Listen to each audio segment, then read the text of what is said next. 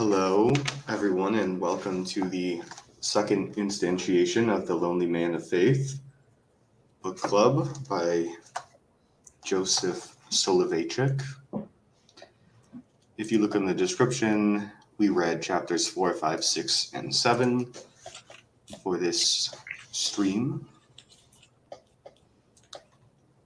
How are you doing, Elijah? I'm doing well, Ben. How are you doing? I'm doing pretty well. Pretty well. Did you enjoy this section of the book? Oof. I was reading it while I spent kind of like a long weekend in New York, kind of like semi-vacation visiting family. Mm-hmm. So I kind of read it. I had limited time, and too bad because it was packed. It was hard.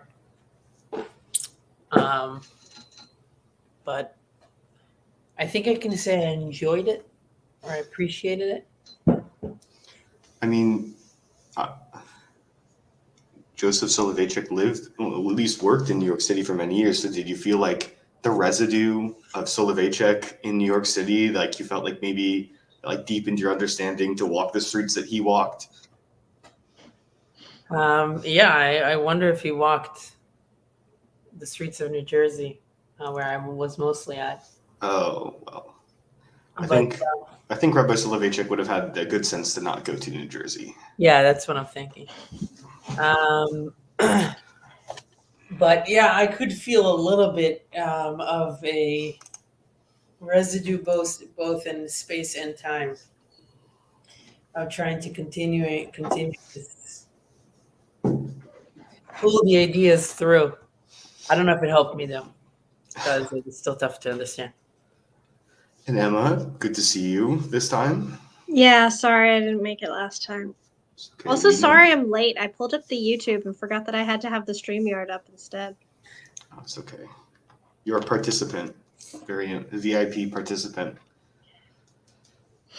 I did read it, but very quickly and not very well. So It's all right. And has everyone voted for the new book yet? I did. Me too. You too. Okay, so you guys are part of the 3 people that have voted. Nice. We should all just we should just call it here. Just call it here.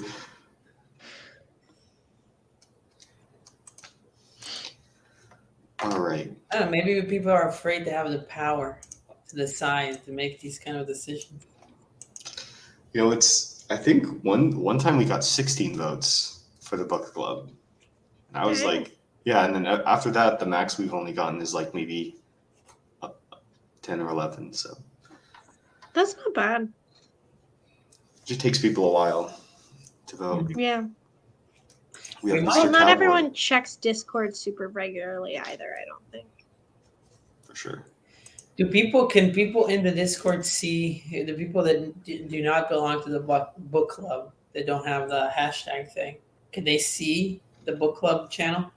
No, only if you are part of you get like the book club signifier by reacting on the rules tab. Mm-hmm. Those are the people that can see it. Okay. Yeah, I wasn't sure.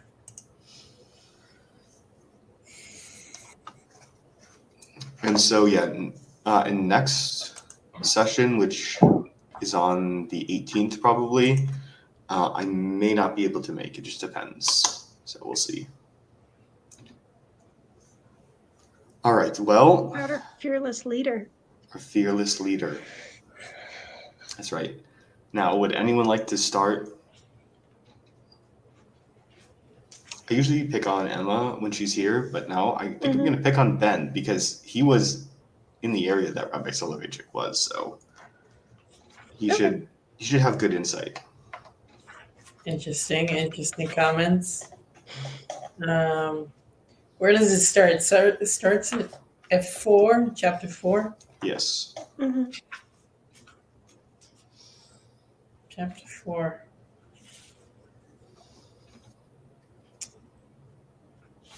Okay, let me look at my little notebook.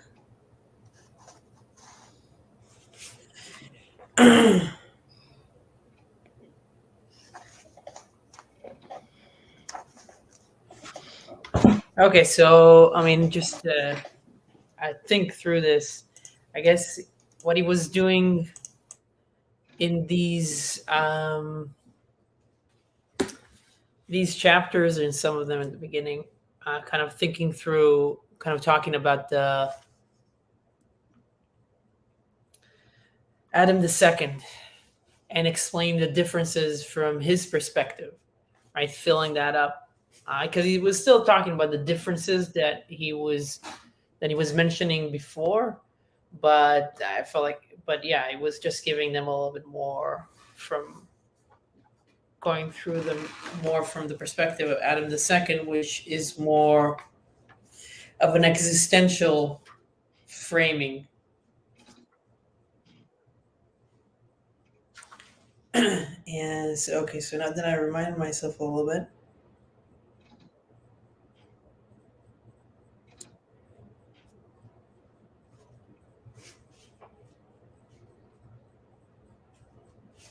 Yeah, so I mean, my first note is just I wrote down redemption versus dignity is like the being versus having mode, which I'm not sure is completely right, but that's just what it reminded me of. In kind of like how Rabbi explains. I don't know who he cites for that, but he was talking something about. Yeah. Actually. Yeah, go ahead. I don't have too many things. Oh, just I can look it up in my notes. I realized I have notes on this. Yeah, so there was something about like the dignity, which he explains in the previous chapter, which he kind of has, which has more of this utilitarian conquering aspect to it, emphasis. Is almost like this having mode, where you again conquer or acquire, and the problem with that is not having things necessarily, but it's kind of what Sachs was talking about in terms of when you confuse interpretation and explanation. So the problem with not being integrated with both of these atoms, the first and the second, which are two perspectives that we should hold, is that we think of everything in the atom, the first perspective. So we think that by acquiring everything, by having complete dignity, we are also redeemed, which I wrote down redeemed is like having a home and a meaning. These are my opening thoughts. I guess maybe the last thing I'll say is, again, one note that I'm having here, that I have here, is redemption comes through bitul, nullification, submission. Bitul is nullification, like the Kabbalistic term or Hasidic term. Submission, realizing there is something greater than you, which he kind of talks about. I guess that was one of the big differences that he talks about Adam the Second and Adam the First.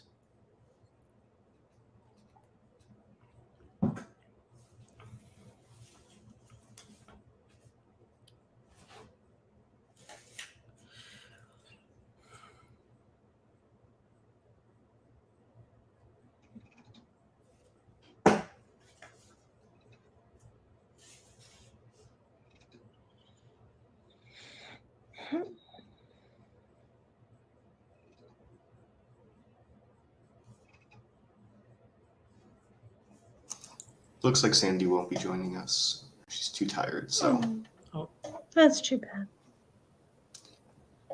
we'll miss Sandy though. We will. Mm-hmm.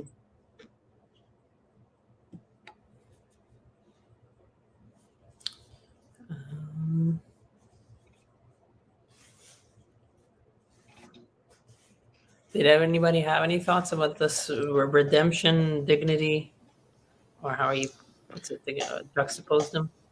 Yeah, I think it's interesting, at least in my book on page 35. He says, dignity is acquired by man whenever he triumphs over nature. Mhm. Man finds redemption whenever he is overpowered by the creator of nature. Yep. Dignity is discovered at the summit of success, redemption in the depth of crisis and failure. Yeah. That part resonated. I don't necessarily have anything like intelligent to say about it, but I liked it.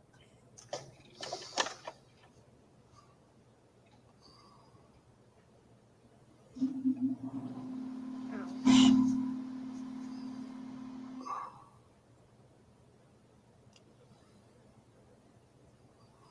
Yeah, it's a good framing.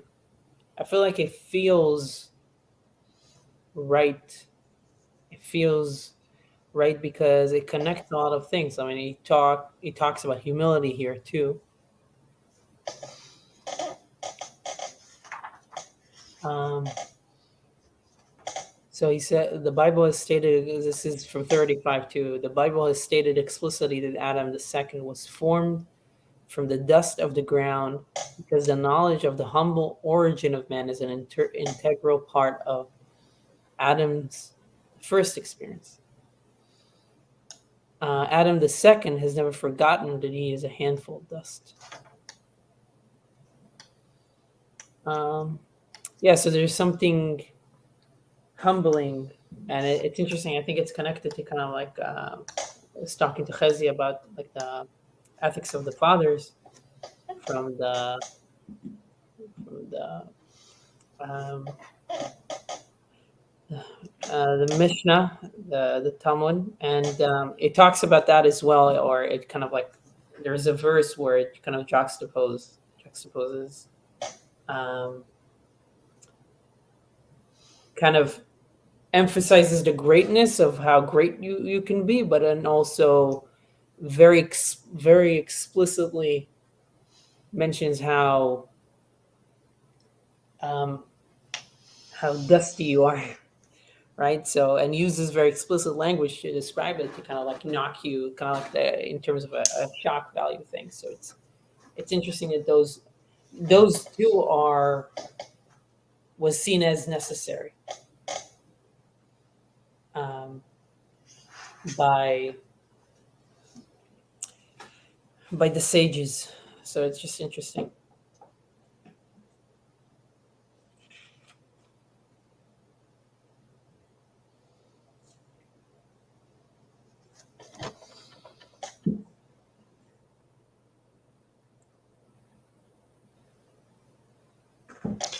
What I find interesting on page 36 is how Soloveitchik kind of has this loneliness play out, because on the one hand it seems like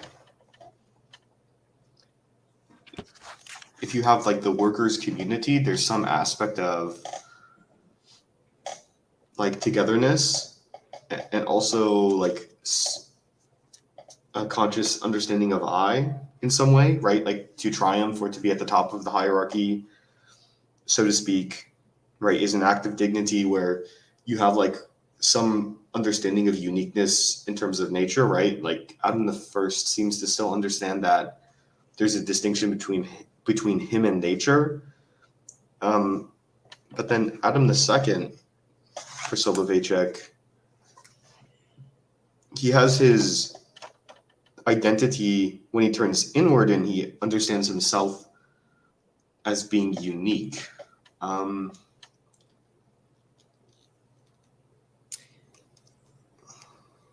he had this kind of tragic understanding of his aloneness. Yeah. And it was just kind of interesting, the PVK video about that lady who talked about her like sacred secret self or something like that. It seems like that's kind of this where even though she was like in some sort of hierarchy and that gave her meaning, there was an aspect of like she kind of didn't know who she was in actuality, right? Like she had a place in the structure, but for some reason like she was like disassociated in a way. What were you going to say about it, Ben? I was just, you were reading my mind. That was like, I just listened to it today. So that was, I feel like that kind of very timely. The one Yeah, that video really goes through the same experience that Soloveitchik kind of explains here. yeah, So she goes through the same thing, and she realizes maybe you can say that logically she makes all the right moves, right? She understands, she gets to this, she instructs or understand or kind of like investigates. But then obviously there is the I don't know if there's a better word for this, but there's the judgmental aspect of where she is going to derive her meaning versus what um, Richard talks about. And obviously PVK's similar perspective. yeah.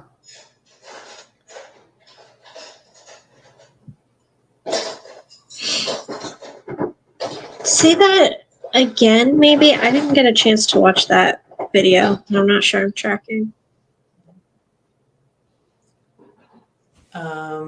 Elijah, do you want to go through this or do you want me to do it? So the lady was kind of like a classic, like go-getter hustle culture, but then also a mix of, the very common like social justice-y ideas that you would see at elite institutions or high-level companies. And so she has this problem where she has all this meaning in her life as being kind of like a girl boss, being part of hustle culture. So she moves up the ladder. And she also has, this understanding of like social justice. So she's in like systems thinking and she wants to incorporate people. And there comes a moment when she realizes that she's existentially unfulfilled, right? Vanity, vanity, all is vanity. She comes to that conclusion. It's all meaningless in the end, right? And she then, she's like, well, I used to derive meaning from the work community, right? Am I moving up the ladder? Am I getting better pay? All that kind of stuff. But once she kind of discovers who she is a sense that like she understands like, okay, well, like what does this actually like mean for me? Like who am I in a way? She discovers her identity, like, oh, I'm a person, right? I'm not just like some cog in the machine. She blames like capitalism or something like that, right? Very classic. And so she's now kind of left adrift, like Soloveitchik is saying, where like he struggles for the discovery of his identity because he suffers from the insecurity implied in seeing the icy darkness of uniformity and irresponsiveness and gazing into that senseless something without being rewarded a reciprocal gaze, and always being a silent watcher without in turn being watched. So yeah, she's kind of adrift. And then she says, well, like I'm just gonna have like my purpose or whatever, and that purpose is then going to like fill me and be the kind of guide for my life. But she's still stuck in a way because it's like illusory what her social justice kind of new purpose is, and she still doesn't have any meaning, right? And all of her things are like internal, like, oh, I'll know I'm doing well if like I'm meeting my goals. But the problem that she understands in a way is that she still derives meaning from external validation, right? Like she says, oh, we're a social animal. And so like PVK and I think Soloveitchik are saying is like, yeah, because there's some like you're supposed to be validated by someone or something else, right? That of course being God. And so that's what like she struggles with and she doesn't understand. And at the end, of course, she's like, well, I'm gonna just like this is a good point. She says, she doesn't need validation, but then of course everyone in the room laughs and understands and like reciprocates her views and feelings, which is of course external validation. And at the end, she doesn't say like, "Well, I don't need external validation, so like you don't need a clap." At the end, but of course, at the end, Everyone claps. will. Yeah, and so like, why else are you at this conference, right? She's at a conference giving this talk. It's like, well, you seem to want external validation there somehow. Yeah. Interesting how a talk like, because I watched or I saw like the title or whatever. Was it like an actual like tech conference or whatever? Yeah, it's at an actual tech conference. Because the title sounded like a TED talk. Sometimes they're like that, you know. It seemed to be more of like a like sociological kind of question of like what to do with tech than like we're going to be talking about, you know, a new JavaScript engine and like how it works or something like that. Gotcha. Okay. I would have That's loved that. interesting. Basically was a TED talk, yeah. Yeah, that's something I still don't think I could get away with in classics.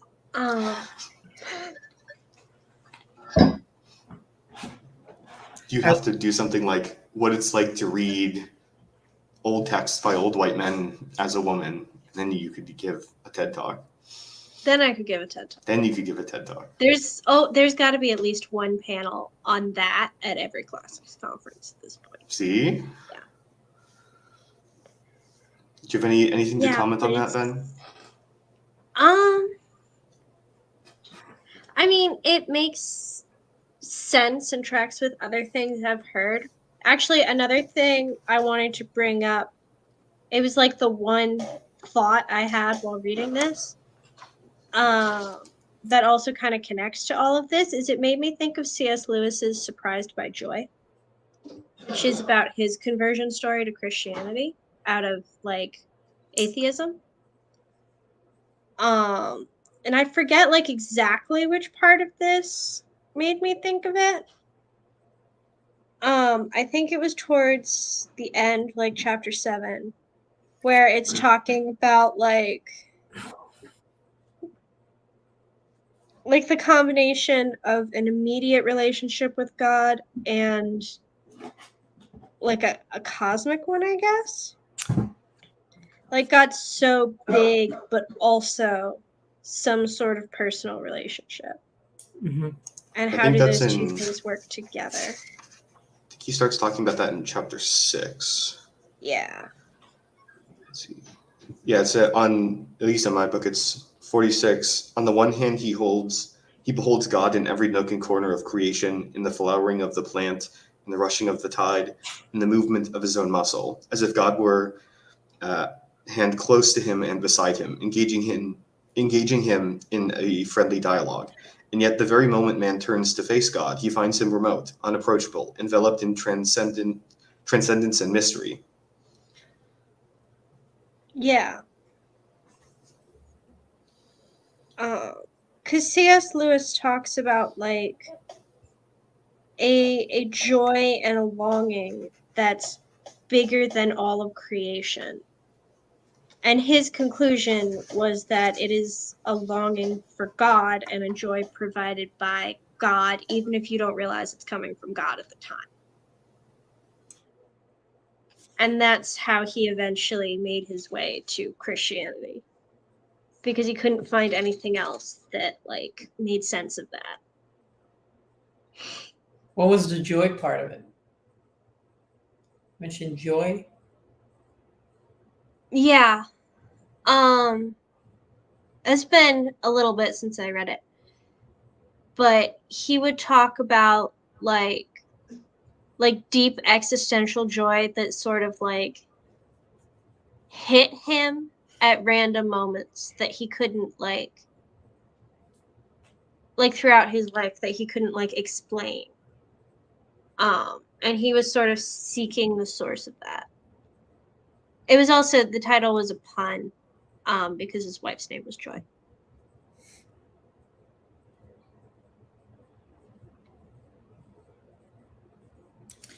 Right, like seeing the leaves on the tree, like move around in the wind and things like that, and then having Mhm. a reaction to that, and you're like, what's begetting this reaction? Yeah. Mm-hmm.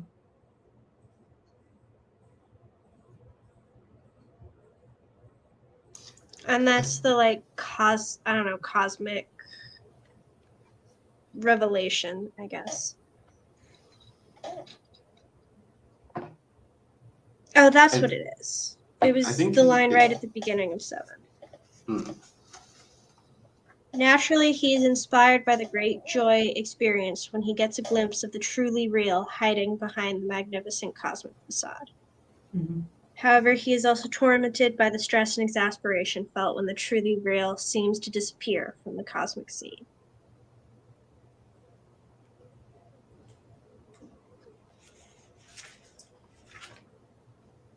I think that's C.S. Lewis also talks about this in The Abolition of Man, right? Where like it's a difference between people say like, oh, um,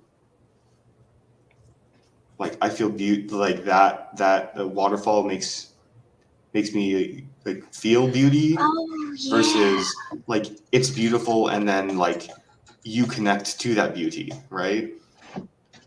Yeah. Sorry, I have it right here. I might as well pull it up. Perfect. He'll explain it better than I could.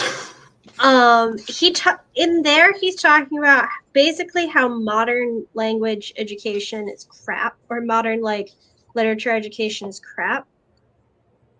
Oh yes. So he's talking about a curriculum. And this curriculum is saying that when you say like a waterfall is sublime, you mean it gives you sublime feelings. And he argues with this and says that no, it is possible for things to actually be sublime and for sublimity, making up a word, to be something beyond your personal experience, something that is actually out there. Right. Conveniently, it's on the first like 2 pages, which is how I found it so fast. I don't have like a thorough knowledge of this book.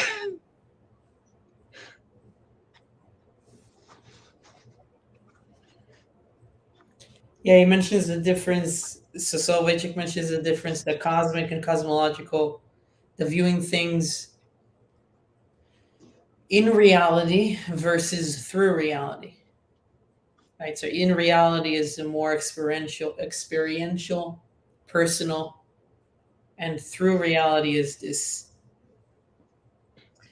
I guess it's kind of like the same of this monarchical vision of like from like utilitarian of understanding something, but not necessarily experiencing it.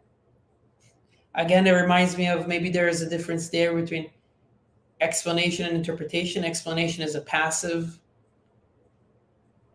viewing something passively, and not being inside of it, versus interpretation is viewing something actively and engaging with it, which kind of leans, they kind of dovetails with, I don't know which chapter it is, but he talks about the covenantal dynamic or relationship where it's transjective, it's like both parties doing their thing. So all of that kind of like feels like it ties together. I was curious to. I mean, if there's something else, but I was curious, and we can talk about this later. But I was just curious about the covenantal dynamic that he mentions, and how.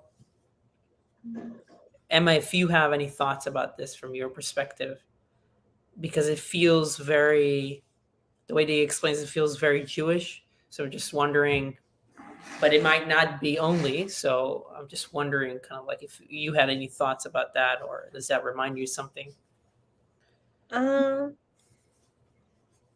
Yeah, I liked that part too, but I'm not exactly like a representative sample. I don't know. I kind of was taught a lot about covenants in my religious upbringing.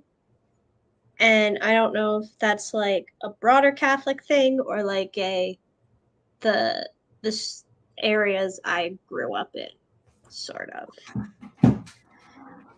Uh,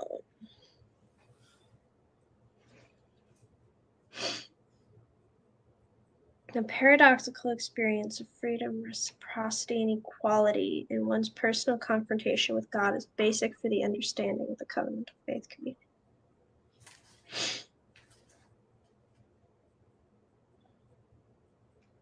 I mean, that is, I think, what makes Judaism and Christianity special.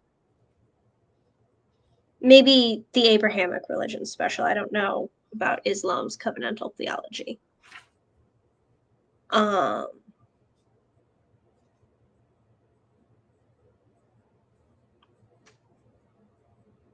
Yeah, I think it's kind of unique though. Especially I always in Greek myth classes, I always have to sort of point this out that we've got this background Christian or Judeo-Christian understanding of our relationship with God, and it's not at all what the ancient Greeks had as their understanding of their relationship with the gods. And if you try to like import these often unthought about sort of latent ideas into Greek religion, you're going to be really confused really fast. Can you give me up like okay? So my basic question would be, well, they did have a relationship with gods because they would sacrifice to the gods, and then they would expect some reward or punishment based on their actions. Some of them, Mm-hmm. so isn't that Yeah, it's kind of like contract versus covenant. okay? Can you what's the difference in your?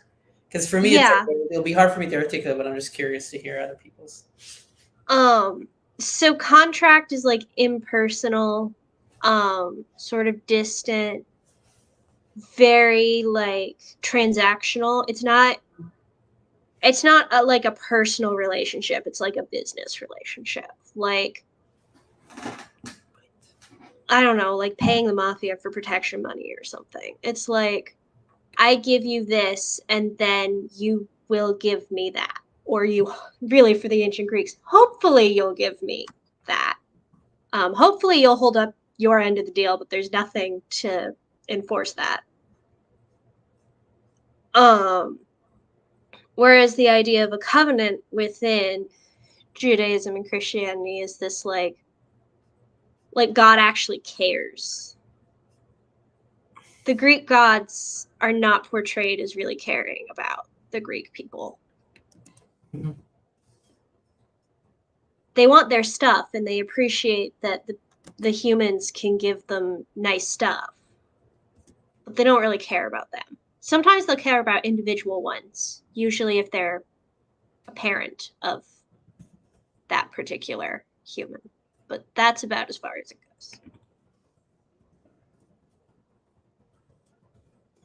goes. Appreciate that. I'm just trying to Mm-hmm. look up also just other distinctions. I can go on a rant to buy you time if you want. No, Because I keep this is one of the things that drives me nuts about like some modern neo-pagans on the internet, because people will post things like Zeus cares about you and doesn't want you to hurt yourself. Like Aphrodite loves you, and like on Tumblr and stuff. And I'm like, no, they don't. You're just importing your Christian values onto the Greek gods. Yeah.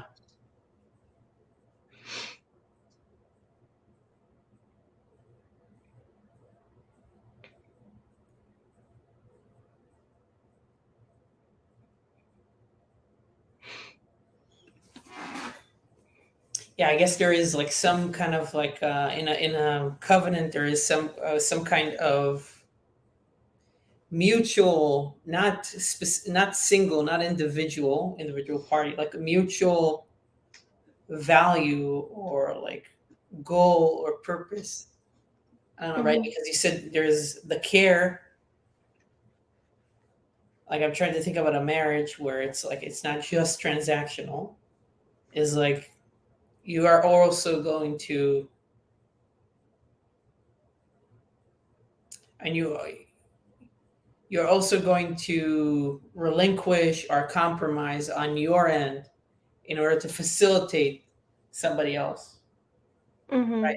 And to Or facilitate like a higher goal. right. Um,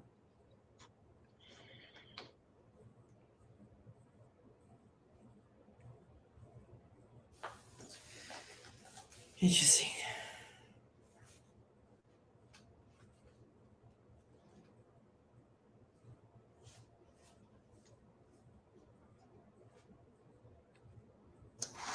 All right, Trey. Time for your opinions on the book. You can't just sit there and have us be your podcast the whole time. Let's go! I've been waiting for the beast to be unleashed. Clown, what do you think I thought of this chapter? So I just want to get a preview of what you thought. I can't spoil the disagreement, Trey. All right. Nah, you Can't got an spoil the idea. Come on. disagreement. Come on. All you're doing every week is just thinking about how to roast me and say that I'm not as good as you and everything like that. So say it before I say it. Whoa! I wouldn't compare you and I. All right, we're different. We're different. All right.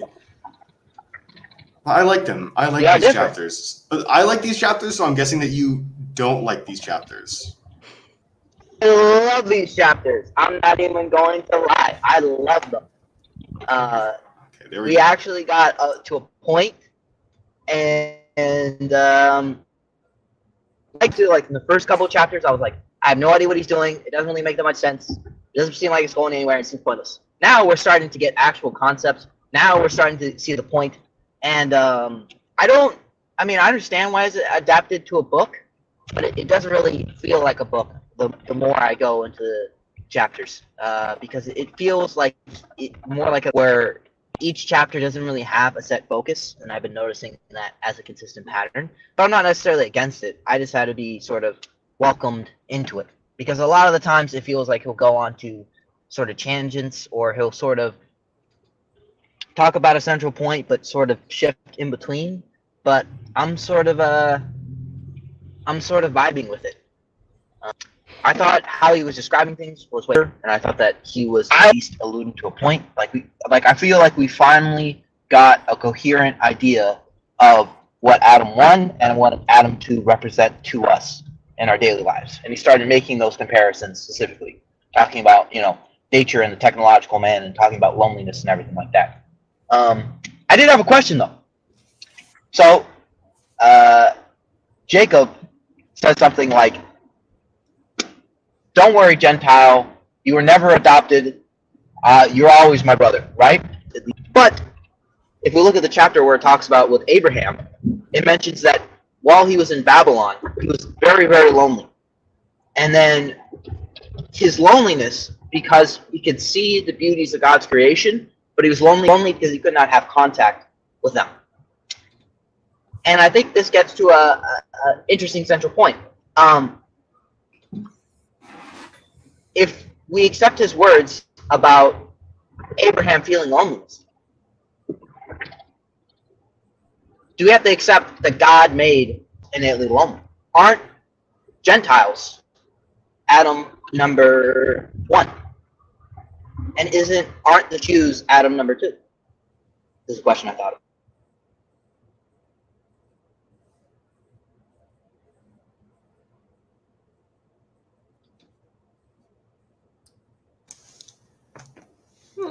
I mean, obviously no, right? Why have they called Adam? Right? He's discussing the nature of man. Right. So I don't see, it doesn't seem to make any sense to separate the two. Yeah, that would be my reading as well, in terms of like I don't. So what I'm saying is that I'm not reading I'm not mapping the Gentiles and Jew onto the Adams. but what I'm saying, why can't we? All I'm saying is, do you remember does anybody have the page where he talks about Abraham and being lonely?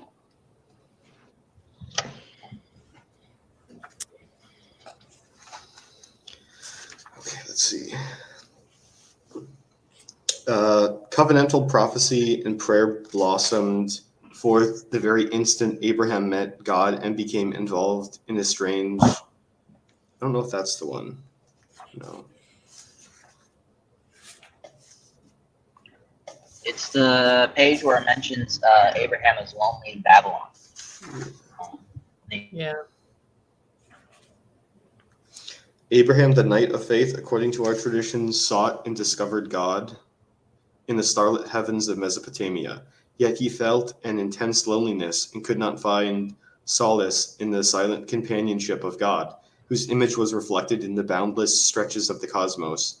Only when he met God on earth, as father, brother, and friend, not only along the uncharted astral routes, did he feel redeemed. Our sages said that before Abraham appeared, Majestus Dei was reflected only in the distant heaven, and it was a mute nature which spoke of the glory of God.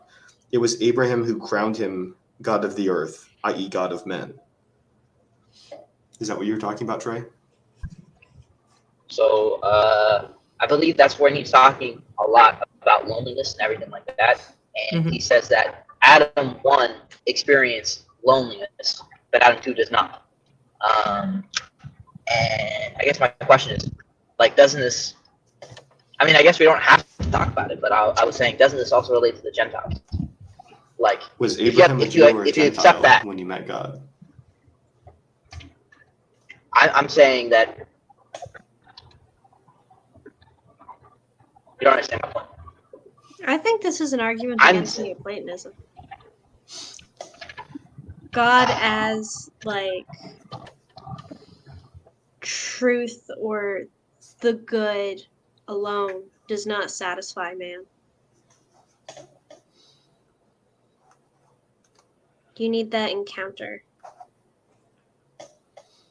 Right. I mean, that's the Adam the first. I mean, that's what he talks about in the beginning, where he mentions, I think he mentions, or we at least spoke about this, about how one of the differences between the verses between how Adam the first and Adam the second is the name of God that is used.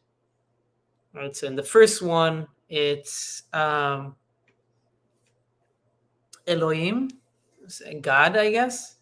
I don't know what would be the conventional translation. And in the second one is the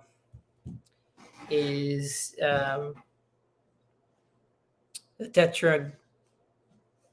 Tetragrammaton, yeah. Tetragrammaton. Yeah. So one is supposed to be, one is kind of like the so one is the kind of like the mapping, PVK's mapping in terms of like God number 1 and God number 2. Oh, yeah. And there's a mercy and justice mapping as well in Judaism to those two. So the Tetragrammaton is mentioned whenever there is mercy involved or love involved, or more that perspective. And I think that's kind of like what he talks about here. That's interesting. Why would that be going on? No, I don't have anything actually. What was that? So why can't we map this onto the Gentiles and the Jews? Because it feels like the more we describe it, the more it's sort of becoming closer.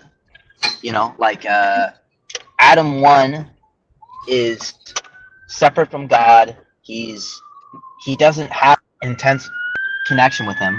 He is lonely, right? But Adam 2 has a unique relationship where he can converse back and forth and everything like that. He has more structure. Yeah, so Elijah Elijah had a good question for you, which was, who do you think Abraham is, the Jew or the Gentile? Oh well, I was I feel like it's a bit of a cop out, right? That's a question. It's not a cop out. Well, like that's not it. Like the term before Abraham, there wasn't really. Oh man, I got to get my biblical chronology right. But before Abraham, there wasn't the term Jew, right? Before Moses, Abraham wasn't Jewish either. Yeah. Right. So if I know I'm not the most versed in Judaism, but I mean, I don't think that Abraham is considered. Judaism started with Moses, or in that way. So more officially, I guess. Oh, okay. Yeah, I'm trying to make a comparison between the Jew and the Gentile today, or throughout the period when we can use those terms.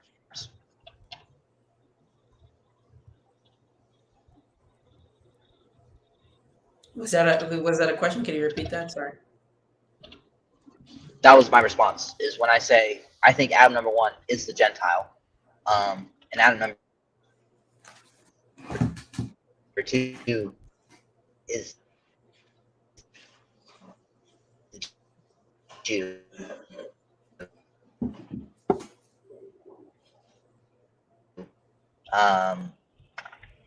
The reason I'm saying that more in a modern context after Abraham, but I guess you could say that Abraham.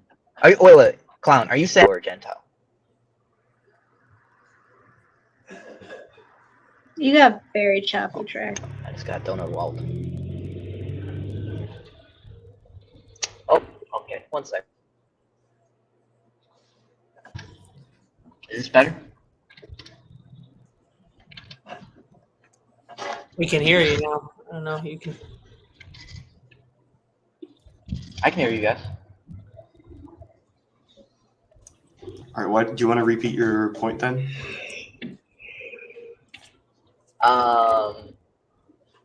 You asked me, Clown, whether Abraham was Adam number 1 or Adam number 2, or are you saying whether he was a Jew or a Gentile? The latter question. Was he a Jew or a Gentile? I mean, Gentile.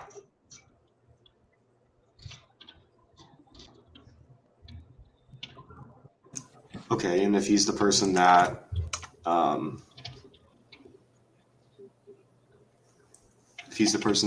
let's say first had, or in some sense at least, kind of in the Soloveitchian sense, had this connection with God, why would it then be impossible for other Gentiles to also have a relationship with God? And what do you do with other things like Balaam, right? Who was, he was a Gentile, but he was a total idol worshiper, right? Oh, the one with the donkey and everything like that? Yeah, but and you even have a section in Hosea. I guess my... Sorry, you even have a section in Hosea where it says something like, did God not redeem these 2 other groups that weren't Israel, right? So it doesn't seem to me that it even makes sense to make this point, because if you look at the biblical corpus, you do see examples. What do you do with the Jonah story, right? Like, there's so many examples of it's not. Why does God then at the end of, I don't know if it's like Isaiah or Ezekiel, talks about the Gentiles will come in and also worship, if God doesn't care, right? If God doesn't want that relationship, and you're just going to read it that way.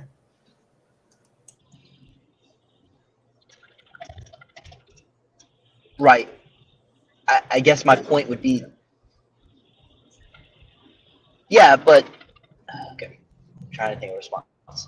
Even those examples, they are still left in loneliness, right? If Abraham was lonely in Babylon, then why is the Gentile lonely? He is. Abraham the Gentile was lonely, and he found God, right? It says there that Abraham crowns God, right? The God of men. Also, everyone is lonely until they meet God. Yes. It's not like the Jew isn't lonely.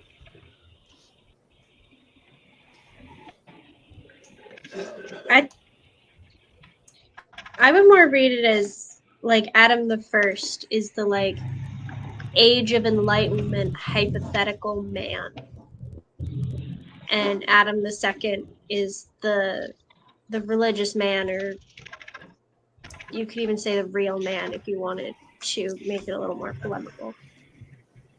I You can even read it just as these are the I two can competing understand. spirits in men, right? Yeah, but why can't we go bigger?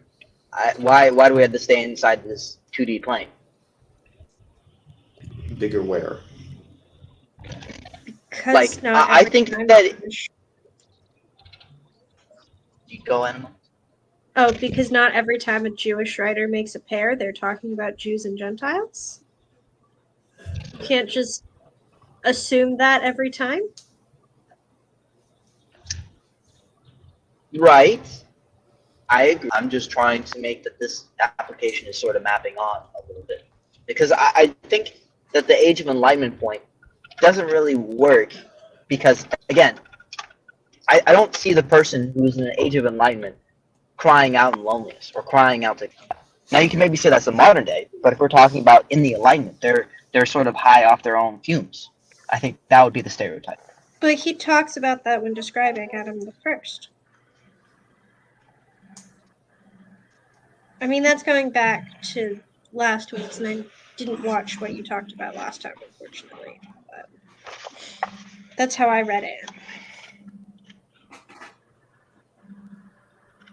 Why do you want it to be the separation between Jew and Gentile, Trey? Or let me also offer a rephrase. What does it like? What do you want to do with that? How does that help you? Like, kind of understand better, or How does it? Oh, God. Because it seems like it does make more sense. Um, there is one Adam 1 who is sort of disconnected from God, removed away from him, and then Adam number 2 gets into a close relationship with God. That's, you could even say that's probably what the eschaton is, right? It's all the Gentiles eventually becoming reconciled with God. They're no longer lonely. They're no longer own, worlds, pretty much. They have been accustomed to it. And yeah. I think maybe there is maybe there's a issue of a difference of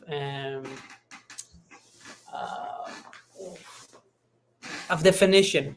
So when you say I think when you say Gentile, or what you just mentioned, I would maybe more closely think about not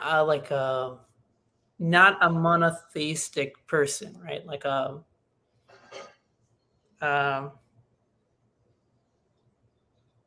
right. So like a Gentile is not necessarily like, you can be pagan or you can be a monotheistic, but just not Jewish. So you'd have those two groups. So I guess when it says everybody will be what you mentioned in terms of everybody will worship at the same temple, that's when the non-monotheistic Gentile where everybody will be under the same umbrella. Everybody will be monotheistic. Does that make sense? So within Gentiles, there is those two different groups that maybe we're talking about two different people.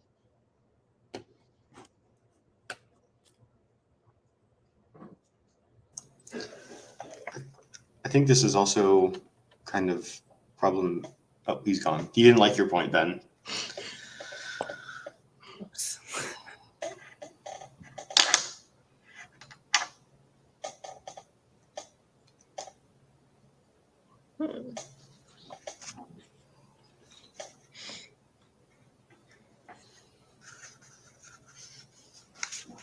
Well, should we talk about prayer and prophecy? Sure.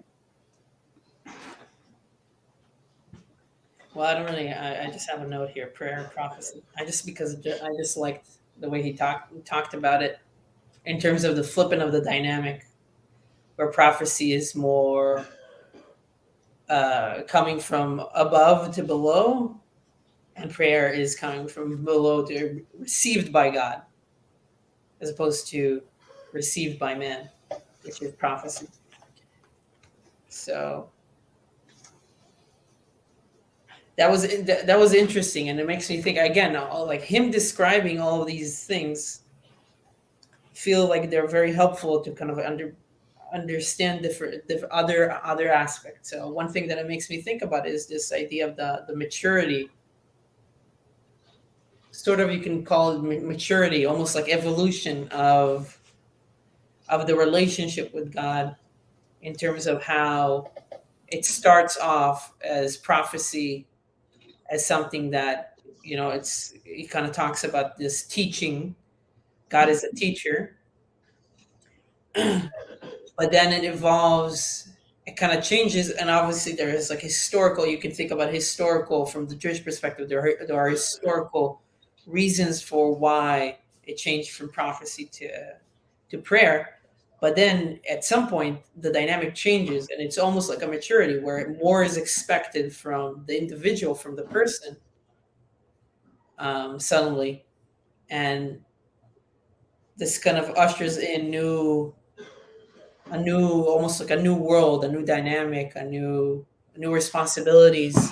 And this is where the covenant dynamic is very interesting, like where he describes these different examples of how, in the Talmud there's the story about hearing the voice of God, how the voice of God sides with a minority opinion, but the rabbis say, no, the voice doesn't mean anything anymore. It's down here that matters, and we're the majority, so we're going to rule as a majority and not like what the voice of God says. So this is just very interesting to think about, and kind of like inspiring in a way, at least, if I may use a Adam II language.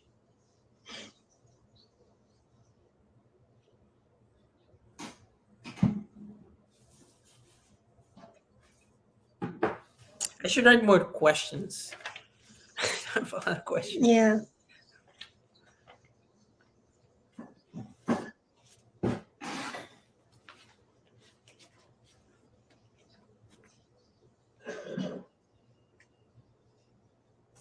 Well, one thing that I found interesting in this section is that it seems to imply that there just seems to be a little bit of an implication that God speaking to people, right? The God to man is over, right? And all we have now is the man to God, which is prayer. Can you repeat that? Sorry. Well, it seems like prophecy, right, is God speaking to man, and we don't have that anymore. And so now all we have is prayer, which is man speaking to God. I thought that was interesting. That really seems to be the implication that God doesn't speak to man anymore. Yeah, I wish I knew more about this, but I think there are kind of like this. There are discussions about what does it mean when it says that the spirit left, the spirit of prophecy left after the destruction of the second temple, and I think there are. Wasn't the first temple? Maybe, I don't know. Maybe the first temple, but either way, I think there are differences of opinions in terms of what does that mean. If it's just prophecy, or like, if are we still capable of like returning that, or can you reach that level again? So yeah, I wonder.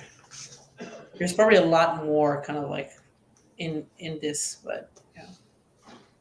By the way, Elijah, I can see your face, so like if you have my any bad. reactions, like I cannot.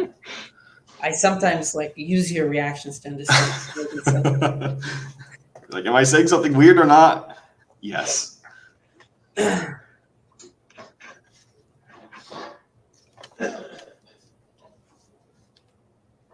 But yeah, that's something to check up on.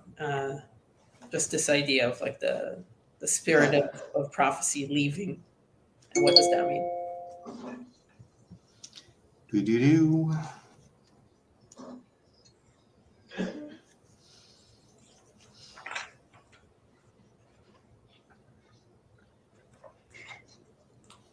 What chapter was that?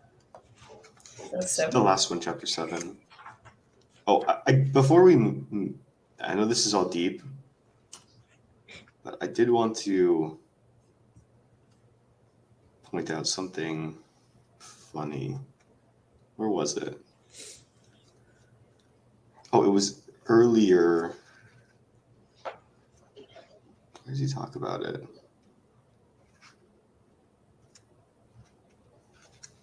Did my mark fell out? Do you remember that point where he talks about like if man walks on the moon? Do you guys remember that? Oh yeah, That was really funny. I was like, oh my gosh, this was before the moon landing. that was funny. I really liked that. That was like such a.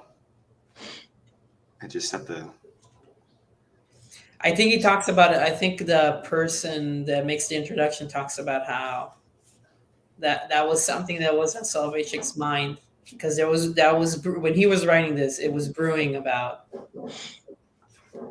Who knows whether the first astronaut who will land on the moon will feel a greater loneliness? Yeah. Yeah, that was so good. I like that. So this is basically, this is all kind of related to, again, the PVK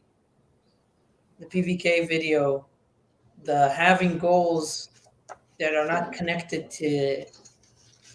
to a meaning beyond yourself, right? Mhm. Having Adam the first, they side their own goal as the overarching arcing goal, arching. Mhm.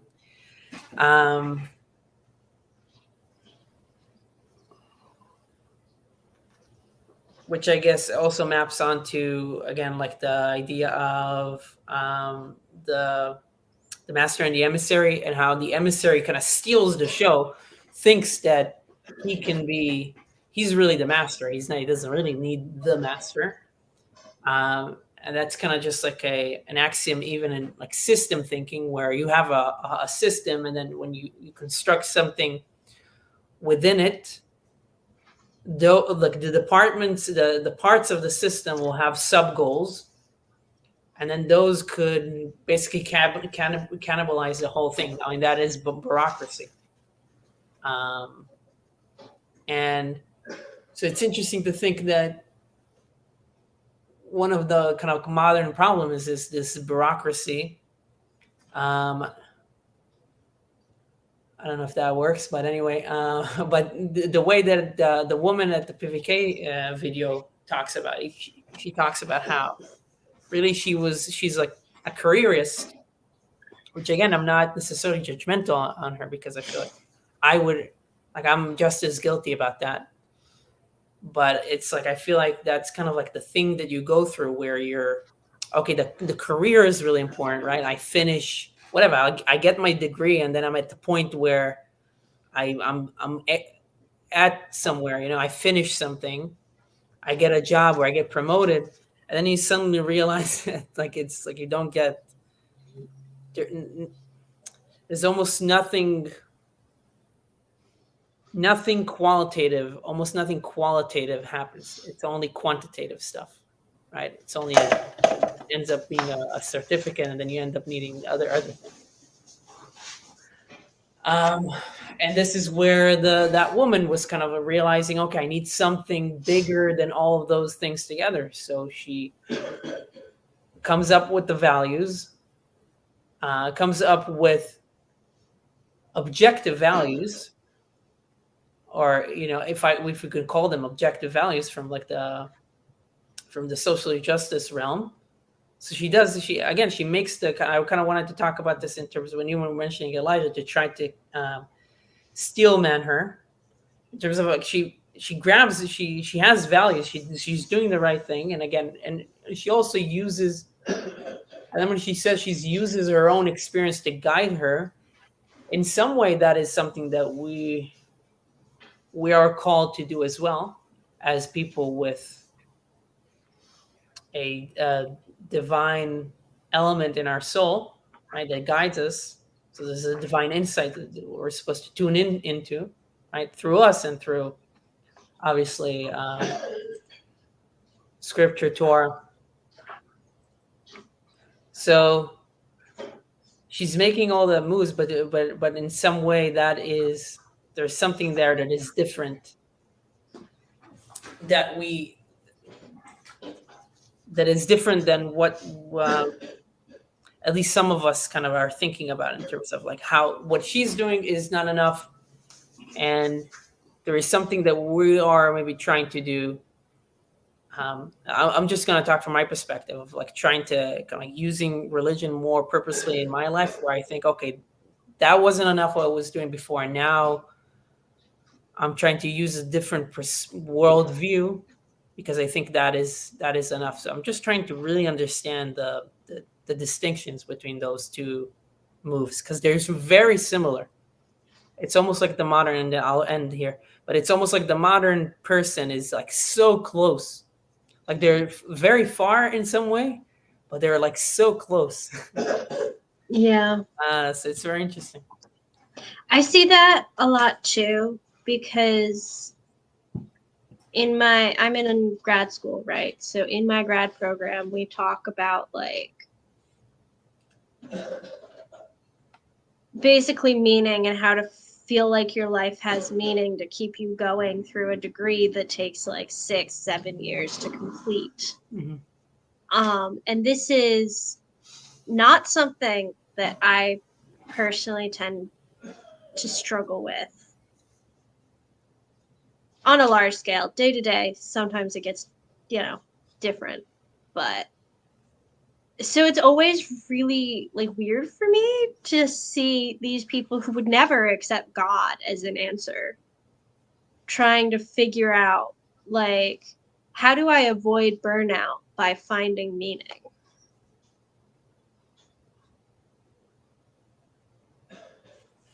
It's a really weird conversation. Yeah, well, I think that there's this aspect of like, to maybe understand what you're saying, Ben, and maybe Ahmed, then maybe you haven't experienced this, but I know I experienced this thing where like once you kind of don't have a task in front of you, like a goal, there are these like little moments of life where you just like hit with this sense of like, is this it? Mm-hmm. Right? And you're like, this is like, okay, I'm doing something, and like that's what I'm going to be doing forever until I die, and you kind of have this like, I don't know, I always feel like I have this like weird like feeling inside me, or like, like it's not really out of body, but it's like a moment of like clarity where you're suddenly like aware in a way that you weren't aware before. And I think that, also what you, Emma, were saying and Ben were saying is that then there's this action of like, well, the only thing that seemed to give me meaning before, right, was like to plug into a system, right? So there's like a system of social justice or a system of like hierarchy at work, and you try and plug into that. But it seems like that's just attempting to do the same thing, right? It's like, you're a hamster on the wheel, and you stopped from a moment, right? You spun around, then you flew off, and you're like, oh, I better just get back to the wheel, Yeah, and it seems like the move that needs to be, made is like acknowledging that the wheel isn't going to, fix that problem. You're always going to get thrown off, it seems like. Is that the difference, or is it the difference is that it's man-made? Because what's the difference between social justice and justice? I don't mean to say that social justice is wrong, or like it's man-made or something like that, but the thing, I think that's the problem is that the way that it's expressed is an act that's just in the world, right? Like it's not really a transcendent thing, right? Right. And so I think that that's the problem of like there's no concept of like the woman does social justice because she likes it, right? Because it's ultimately meaningless, she says, but she just finds like purpose in it. So it's not like this type of social justice that you might see from like people who subscribe to something like liberation theology, where it's like, oh, this is actually like some sort of cosmic, thing. Mhm. I think that that's the problem.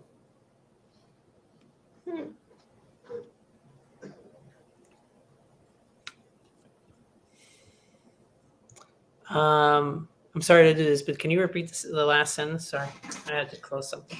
Yeah, no problem. Well, it seems like the main issue is that there are like, it's not like social justice itself is the problem. It's more like the fact that she freely chooses it. Yep. Like because she likes it instead of because of something else. One second. Sorry, I'm recovering from a cold, but it seems like there has to be some sort of transcendent outside thing, right? Where she understands that she needs validation, but for some reason, like the secret sacred self can't deal with what that's actually pointing her towards, right? So she just goes into another system. Yeah, and it seems like it has to be more. I don't know.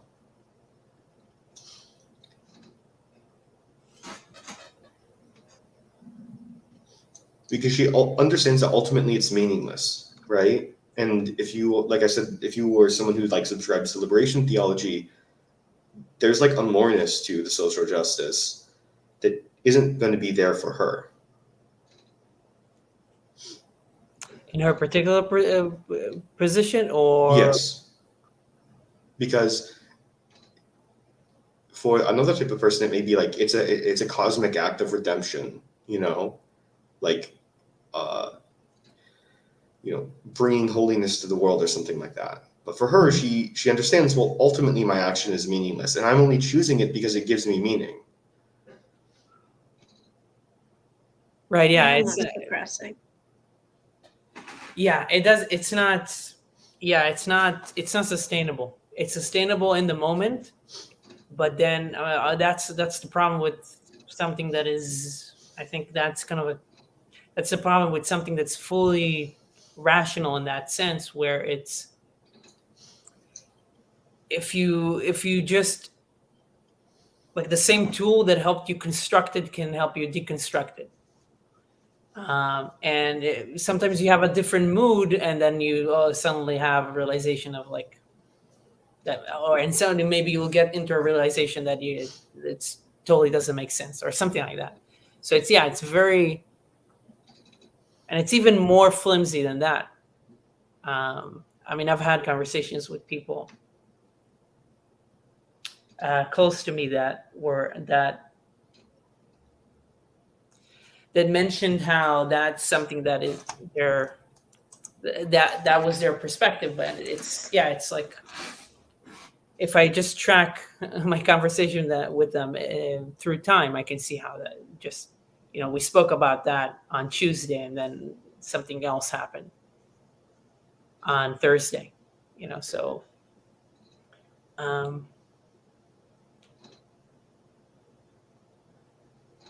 I mean, I think that was what I meant a little bit with the fact that it's man-made. Okay. I guess both from the perspective of the system, and the experience, the way she derives progress through or her values. I mean, it's kind of like maybe I don't know if it makes sense. That her argument makes total sense because she says she has values from that system, but also but also her experience is what matters. So I don't know what trumps what. or how that dynamic, how the trade-offs work there.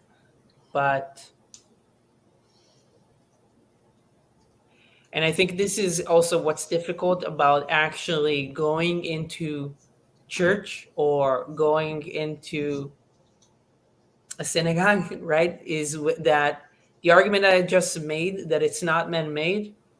Somebody will go into a synagogue and then they will, and if you go into Judaism, it talks about it talks about the rabbis deciding things. And I just gave you the example of how they hear the voice of God and they say, no, no, no, we're the majority.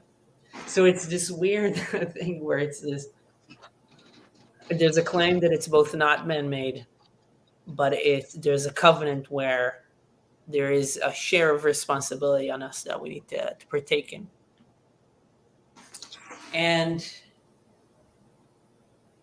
I guess in some ways it's also hard for people, including, again, I include myself as well, where it's you sign up for something and it's not like you are asked to sign up for something, but it's not like what works for you. It's like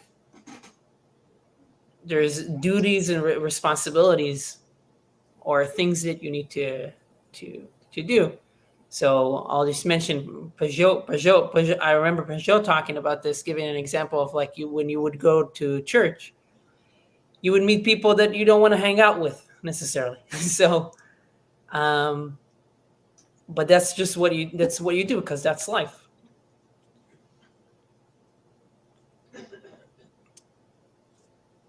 Yeah, and I just spoke to somebody again that was close to me, and she was saying about how she doesn't like to be told what to do, so that's why she doesn't. So that's just to simplify the conversation. That's why she wouldn't go to a synagogue, for example. But in some ways, she does do what she's told to do because she pays taxes. She doesn't cross the street, or she doesn't pass. Just go on red. She doesn't do all those kind of stuff because she listens to somebody and to something. So, yeah.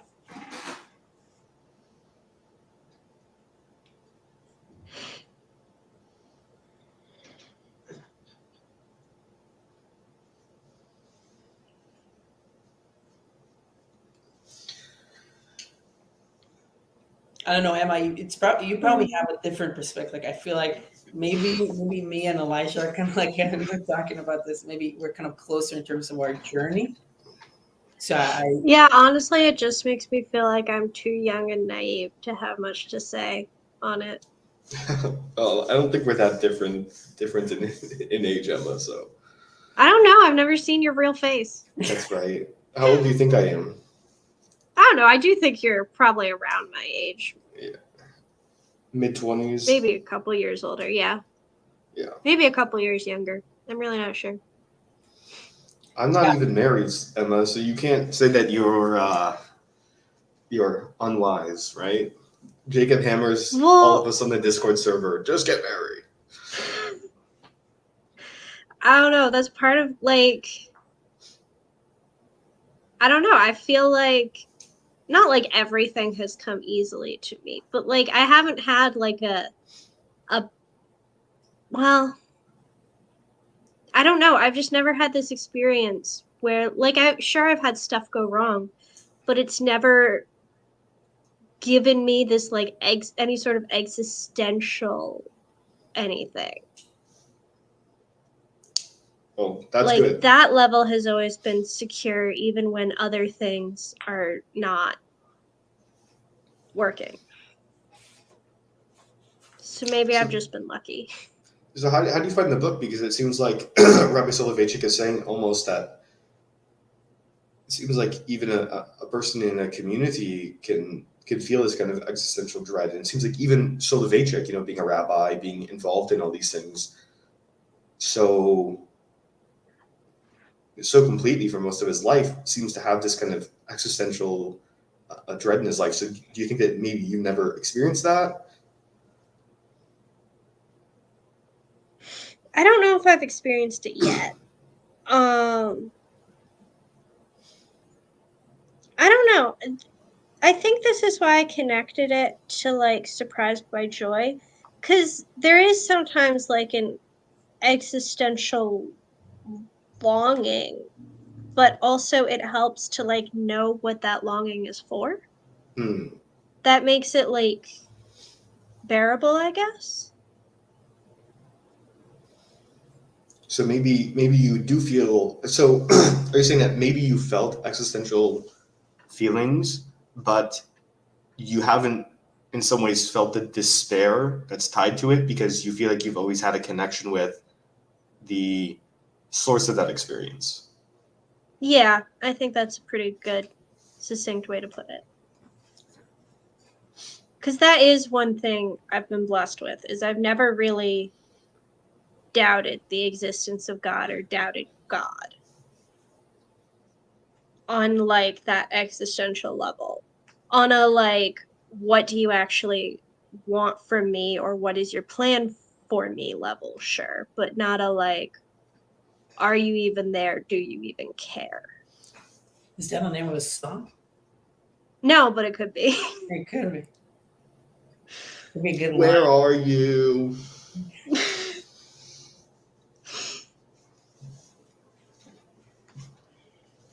Yeah, I wonder if that's.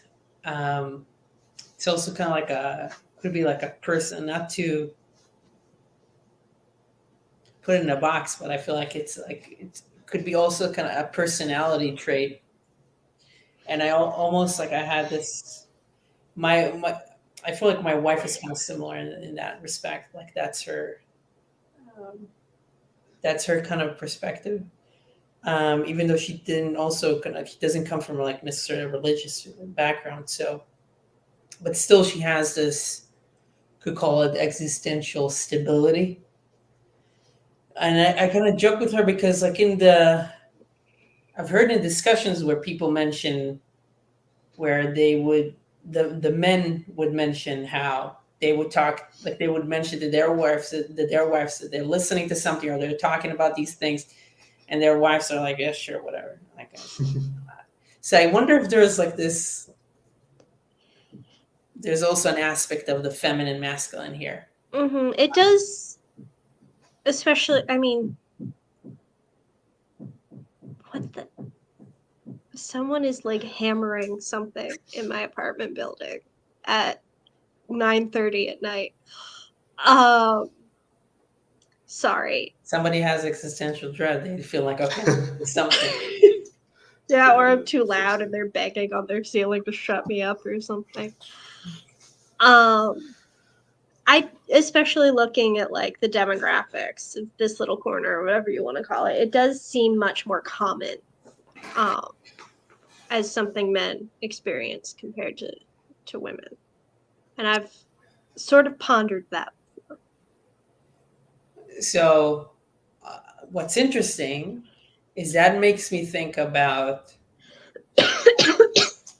that might be connected to the fact that a lot of the different mitzvot in Judaism, and mainly the time-based mitzvot, the things that are time-based, like praying, which you need to do 3 times a day.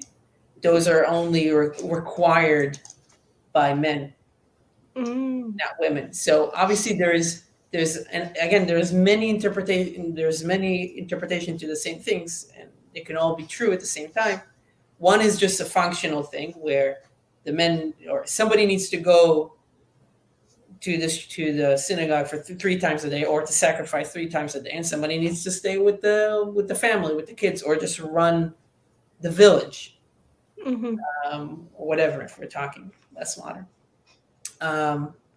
But also, could it also be this aspect of this dread? I mean, like even the aspect of a bar mitzvah, this thing that is this ritual that's constructed specifically for a young man or a teenager, and it's not something that was constructed for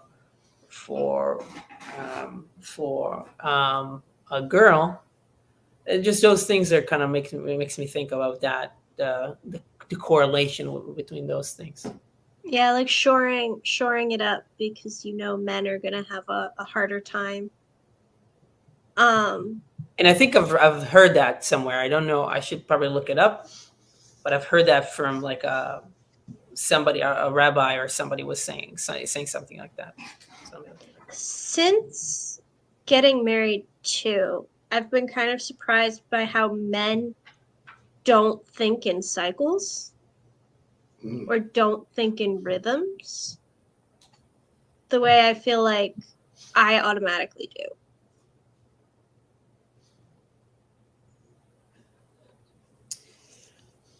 I feel like that's just like a natural, biology thing. Mm-hmm. You just get used to thinking in terms of cycles on one scale or another, or seasons.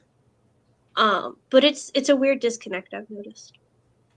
Yeah, I mean that is super interesting because it makes you think that like how women are much more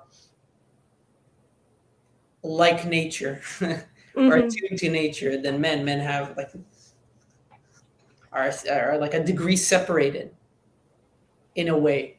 Like, Yeah. so I haven't thought about that in that way before.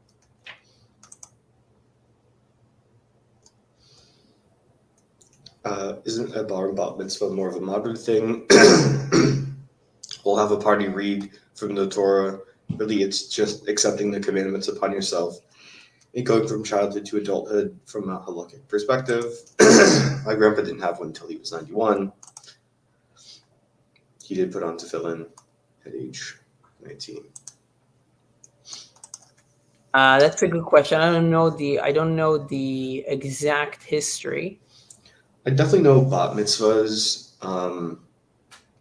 are modern. I think that actually comes out of the Reconstructionist movement, but it gained popularity because it's doesn't seem like a problem, I think.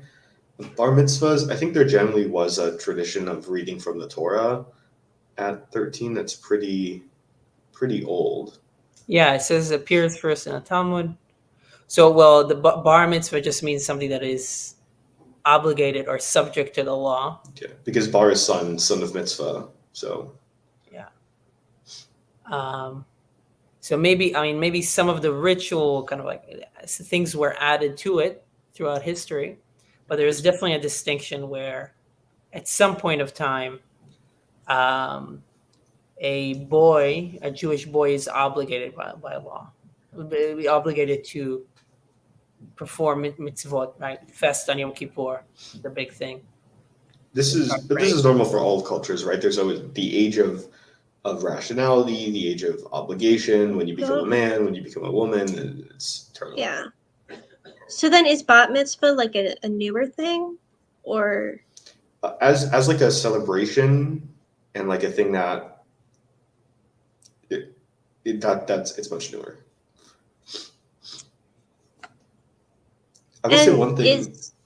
Yeah. Oh, this is just a random question, sort of on the gender train, because I'm thinking about it now. Is the major, like, I don't know, repeated ritual for women the mikveh? Is that sort of the main one they have to do? Or are there others? I guess that's a unique one for women, because if you want to become ritually pure after menstruation, you have to do it. But there are other things like lighting Shabbat candles, which are that's right. A uniquely female obligation. There's also stuff like when you make enough bread, you have to take like a portion for like the priest, and that's like usually they say if there's a woman in it, like if you're making bread and your wife is home and you need to do that, you should have her do it. So there are other things like that that are a little bit more gendered towards women. Interesting. Yeah, but I think kind of like the historically, I think the bat mitzvah, and somebody can correct me, but yeah, there was less. There wasn't necessarily something that was equivalent to bar mitzvah, No. but the thing that happened around the same time would be something like probably like the mikveh, like when menstruation starts, and that is also a change that happens from a female perspective. I Right. don't That's think another thing that's kind of screwed men over in modernity, because with the loss of all the coming of age rituals, like men kind of have to construct one, whereas ours is kind of built in. like, hello, you're a woman now. Kinda. Right. Yeah, I think Jordan Peterson was talking about those differences as well. Yeah, I and think from it is. yeah, and from an anthropological perspective as well. And I think how it's more common to have rituals for men or for boys rather than girls across cultures. I guess that's interesting as well. So something needs to be constructed, right? Societally constructed, as opposed to something that is just happening. That is just happening on the female side, Hmm. and is less artificial, to use a word. I agree. My Dolphins 69. My Yeah, I dolphin mean, fin, also 69. consider the fact that in America it's much more common. So, I mean, in Israel too, in a way. I mean, but a bat mitzvah definitely American Jews celebrate it like in a Wow. different way. Like only Americans can celebrate something. Just someone Similar to a appreciates my Sweet style. 16, which I think is a uniquely American. Yeah. So yeah, no such thing in Israel. Tradition. Probably the probably soon there will be though, because everything American goes to Israel. I always felt like that was mainly like a Latino thing that Americans adopted, though, right? Well, there's the Quinceañera. quinceañera, which the Sweet 16 is kind of based on. Yeah. But I feel like there are significant differences. Yeah. Let's see. Well, it looks like Trey's not coming back, man. He's gone, man. The guy's gone, man. Let's see. I mean, is there anything else that you think that we haven't talked about in the book? We kind of went on a tangent. I don't even remember what book we're on. What book we're on? Yeah, we did go on a long tangent. Sorry. I think we haven't been following like a strict. See, Nathaniel knows what up. Trey just got scared. He had an idea, and we pushed back on it. And as Trey would understand, he just got outpaced intellectually. So it's a little reference for Trey if he rewatches the stream. All right. Well, there was one section on page 59 that I thought was interesting.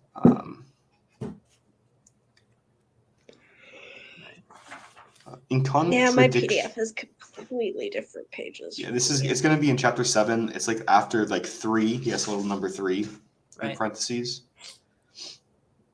In contradiction to the mystical experience of intuition, illumination, or union, which rarely results in the formulation of a practical message, prophecy, which, as I emphasized before, has very little in common with the mystical experience, as inseparable from its normative content.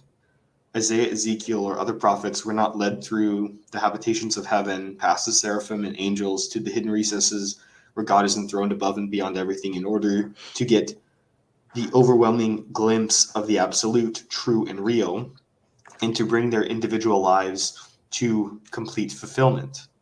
The prophetic pilgrimage to God pursues a practical God whose realization the whole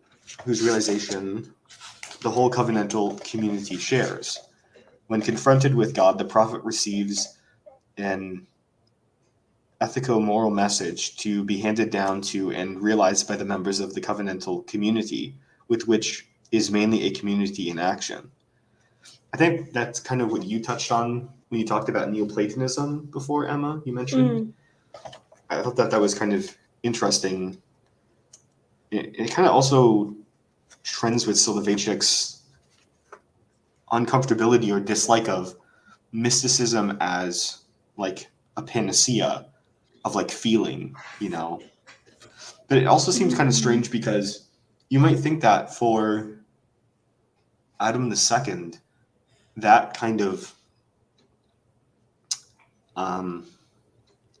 the idea of to bring their individual lives to complete fulfillment seems to be almost the purpose, right? Like that's the longing that Adam II has. But then it also seems like Soloveitchik is saying like, oh, well, that's actually not the purpose of like God talking to you. So that seems a little bit like weird and contradictory. Well, what is this? 3 of what is this? Like, what does he start with this? I turned. Elijah, that's chapter 8. What? No. Is it? I read Did I this. read too far? V1. At least in my PDF, all of that is the prayer and prophecy stuff is chapter 8. There's 3 I's after that V. Really? For me, there are only 2. Yeah, for me too in the print. Cool. It's just a bad PDF, apparently. I'm Just sorry. messes up the chapters. So I just didn't read that part. I'll read it next time. Oh no. Oh, I'm so sorry, Emma. That's all right. I think this is the PDF that Trey posted too, so we can just Damn, blame dude. him. Oh my god, Trey again? Wow. Just the purveyor of bad ideas, that Trey guy.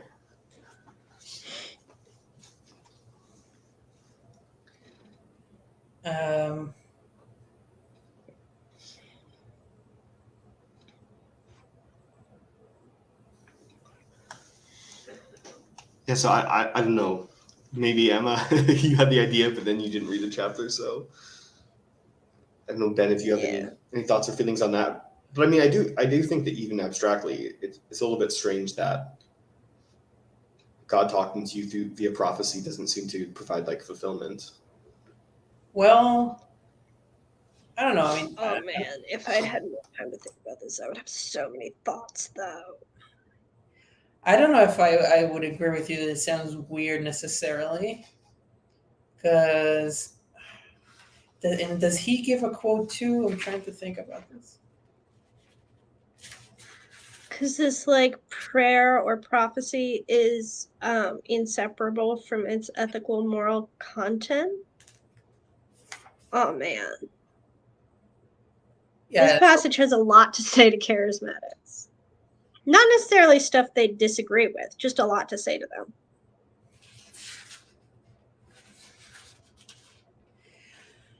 I mean, Elijah, if you think about like Jonah, right? I mean,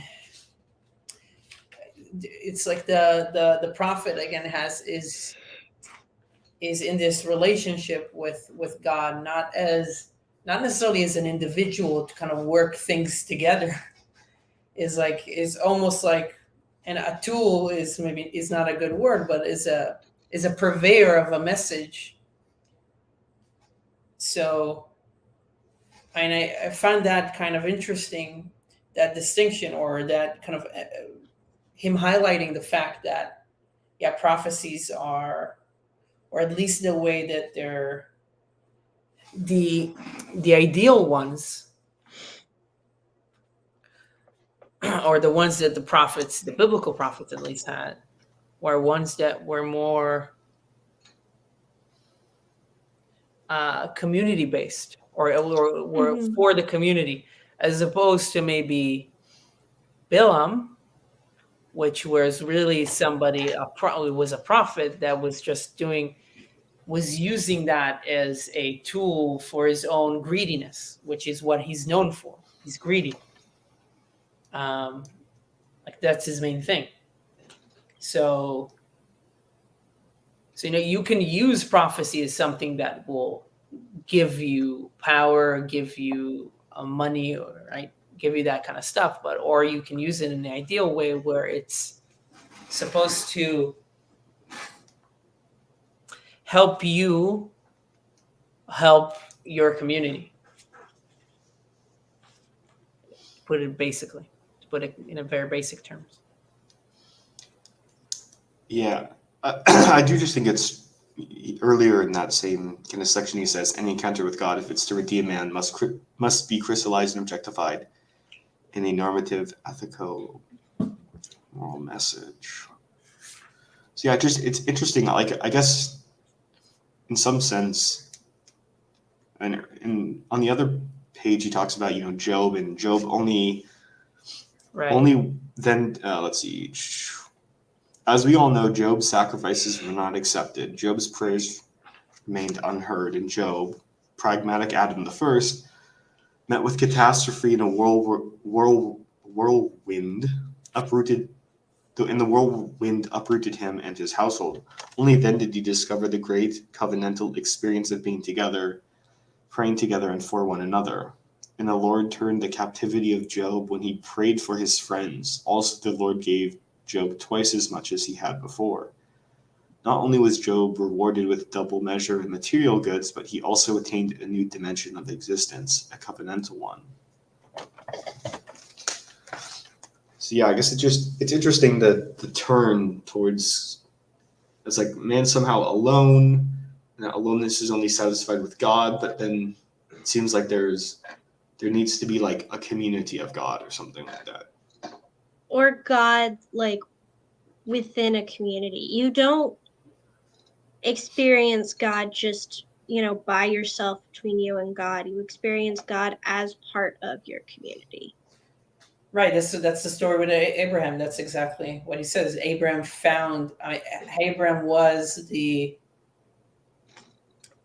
he was hospitable. Like that was his main, again, that was his marker, right? So how he found God in the world is in his guests, right? He saw these three men and he treated them like angels, and they turn out to be angels, right? So that is the way that he found God in the world. And I guess that is the imperative that is thrusted on us. I think he's the only person that's called God's friend, right? I don't know. If you have it in Hebrew, maybe I'll remember. I don't have it in Hebrew.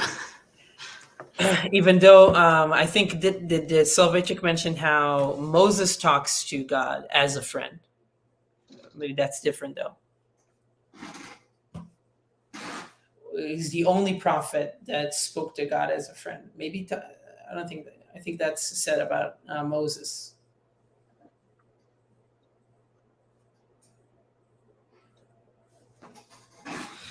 Did we buy enough time for Emma to read the chapter? Almost. Let's see. I'm trying to find it. Yeah, Sometimes... it's interesting as I'm skimming through. Because like I said, I've been around some charismatics, and a lot of it seems to be speaking to that sort of thing, which is very focused on like encountering God in the person of the Holy Spirit, and very focused on like personal encounters, and usually also a good focus on community, but a lot of the time it's this very personal, like you and God sort of thing. And then some of the stuff on prayer is also reminding me of St. Teresa of Avila, who I've also been reading.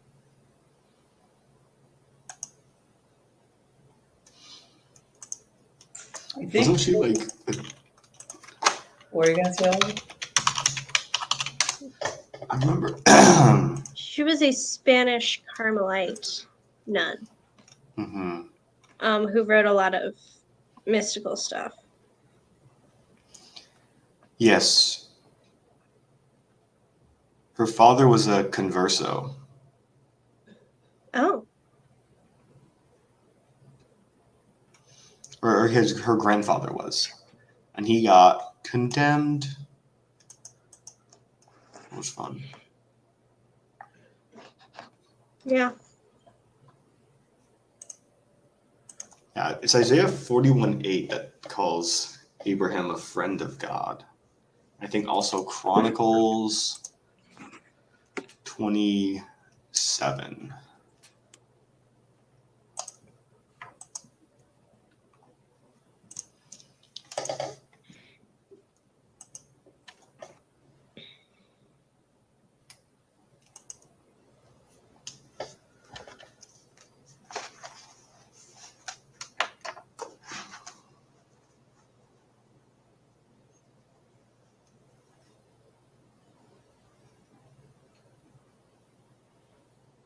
Interesting.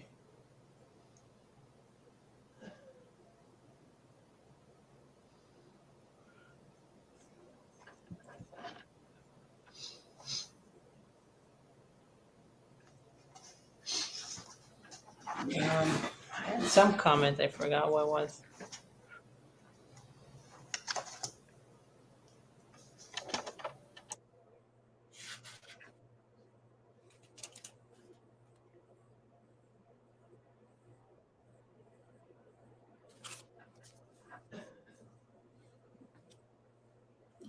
He's in a stable location.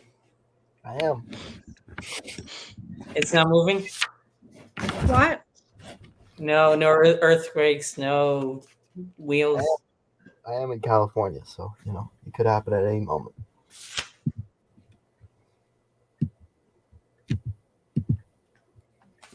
Um,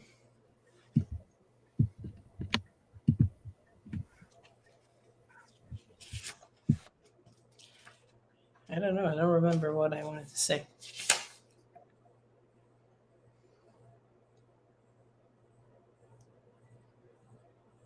Oh, I just wanted to connect the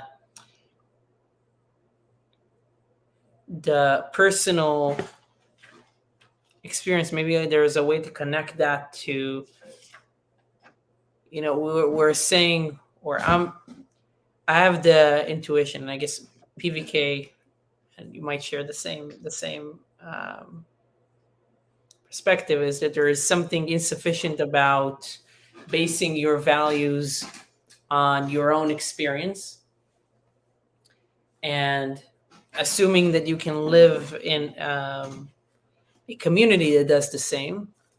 And I think that's kind of one of the things that is actually pretty, just from a rational perspective, seems very like a good argument,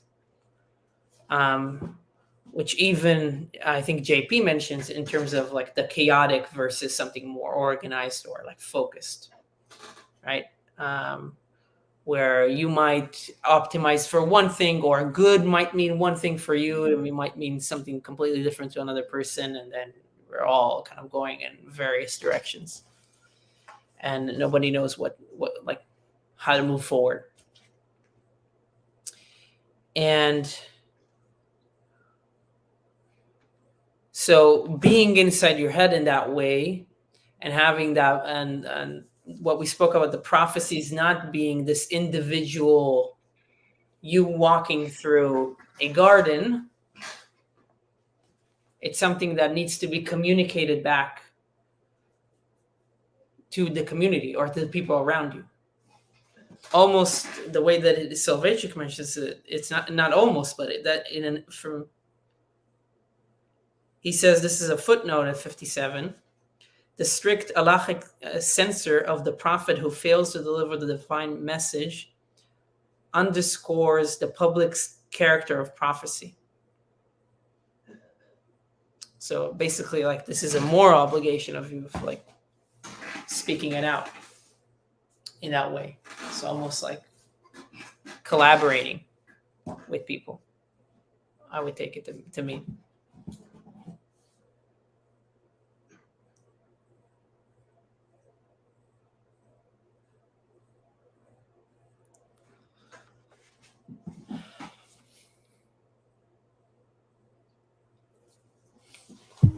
To stop the silence, how do you reconcile not going off of your experience, but also him saying that you can only really know God by experience?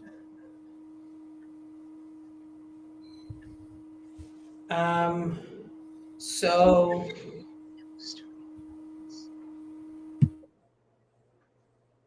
I think what I mentioned before in terms of trying to at least, and this is where kind of like it's important to be articulate about this. That's why we're having a conversation where it's not necessarily a binary, where it's where you can't base your own um, where you can't make decision based on your experience. You have to take your perspective or experience into account, but that is constrained by the rules, the guidelines of whatever system you are following.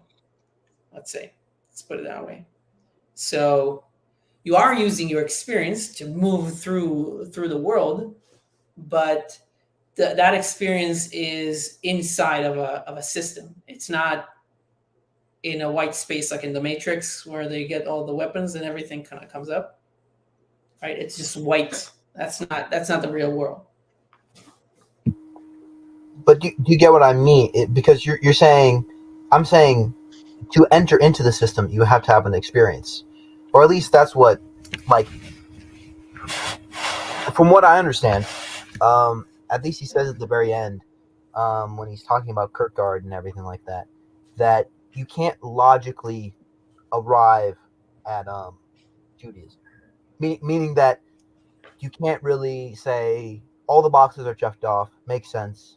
I'm there, right? That there has to be some experience, and I guess that's always sort of a question I have in my mind is what's like. Both are a leap of faith, right? Like you are having an experience that is leaping you into faith, or you're using your experiences that you believe will help you in the future. Does that make sense? Where is this where he talks about Kierkegaard? I mean, it's at the end of the last chapter we talked about. Probably the 6th chapter. Something like Kierkegaard gives an example of talking about Anselm and about his prayers. Oh, that was in a note. Yeah. I didn't read the note. Got to read the notes. Like, Does a loving bride in the embrace of her beloved ask for proof that he is alive and real? Must the prayerful soul clinging in passionate love and ecstasy to her beloved demonstrate that he exists? So asked Soren Kierkegaard sarcastically when told that Anselm of Canterbury, the father of the very abstract, complex ontological proof, spent many days in prayer and supplication that he be presented with rational evidence for the existence of God. Maimonides' term transcends the bounds of the abstract logos and passes over into the realm of the boundless, intimate, and impassioned experience where postulate and deduction, discursive knowledge and intuitive thinking, conception and perception, subject and object are one. Only in paragraph 5, after the aboriginal experience of God had been established by him as a firm reality, in paragraph 1, does he introduce the Aristotelian cosmological proof of the unmoved mover.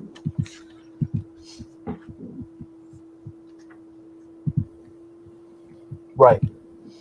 So I guess that seems like a sort of problem, because we can't go off of our experiences. That's what you're saying, but we need an experience to enter into religion. Who says you can't go off your experiences? Well, that was Ben's point. Okay. so what I was trying to say in terms of the nuance that I'm trying to introduce is that it's not a binary. It's not, so you can go off of your experiences. You use them, but again, they are within a certain system. Right. Right. But I guess my point is, don't you need an experience to enter the system? Because when you're saying system, you mean a religious structure, right? Well, I would say that so again, this is where you can maybe talk a little bit more mystically in terms of when I have insights into when I have experiences, so things are salient, less salient to me, then those are influenced by the divine part of my soul that is guiding me at least in some way. So even before I enter the system, I am already part of the system.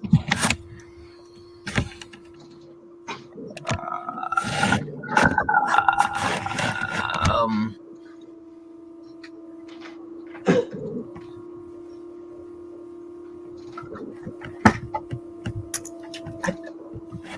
So I'm not floating in the air when I'm in the world. There's no part of me.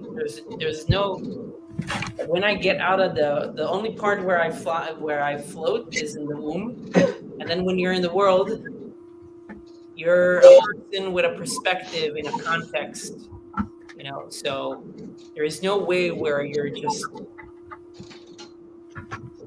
again when you have no perspective, you always have a perspective that it might not be something that you can articulate or you're aware of, but it's always part of it. there's no view from nowhere.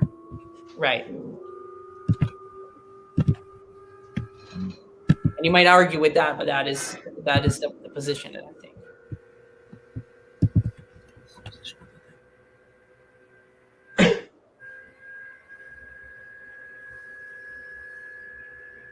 Okay. I mean, I think that there's some other points that I could poke holes at, but I think that's enough. Yeah, Ben, why do you always say stuff that's so easy to poke holes into? Because you can't think of any other thoughts and are just letting us drown in silence. Damn. It's all my fault. I mean, you are the host, so. Wow. I just, Trey, unlike you, I believe in a democracy, right? That's why we have voting and all these things. I'm just a nice little liberal boy, all right? You know what Plato said? Plato? You mean like the stuff you play with as a kid? Or you're talking about Plato, the philosopher? The philosopher, yeah. Oh, okay. What did he say? He He's loves democracy? It's the worst system. Did he also say, I am the Senate?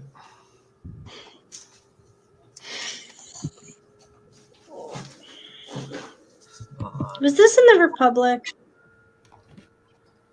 That he said, I am the Senate? Yes. Because if he said it in the Republic, all bets are off. Anyway.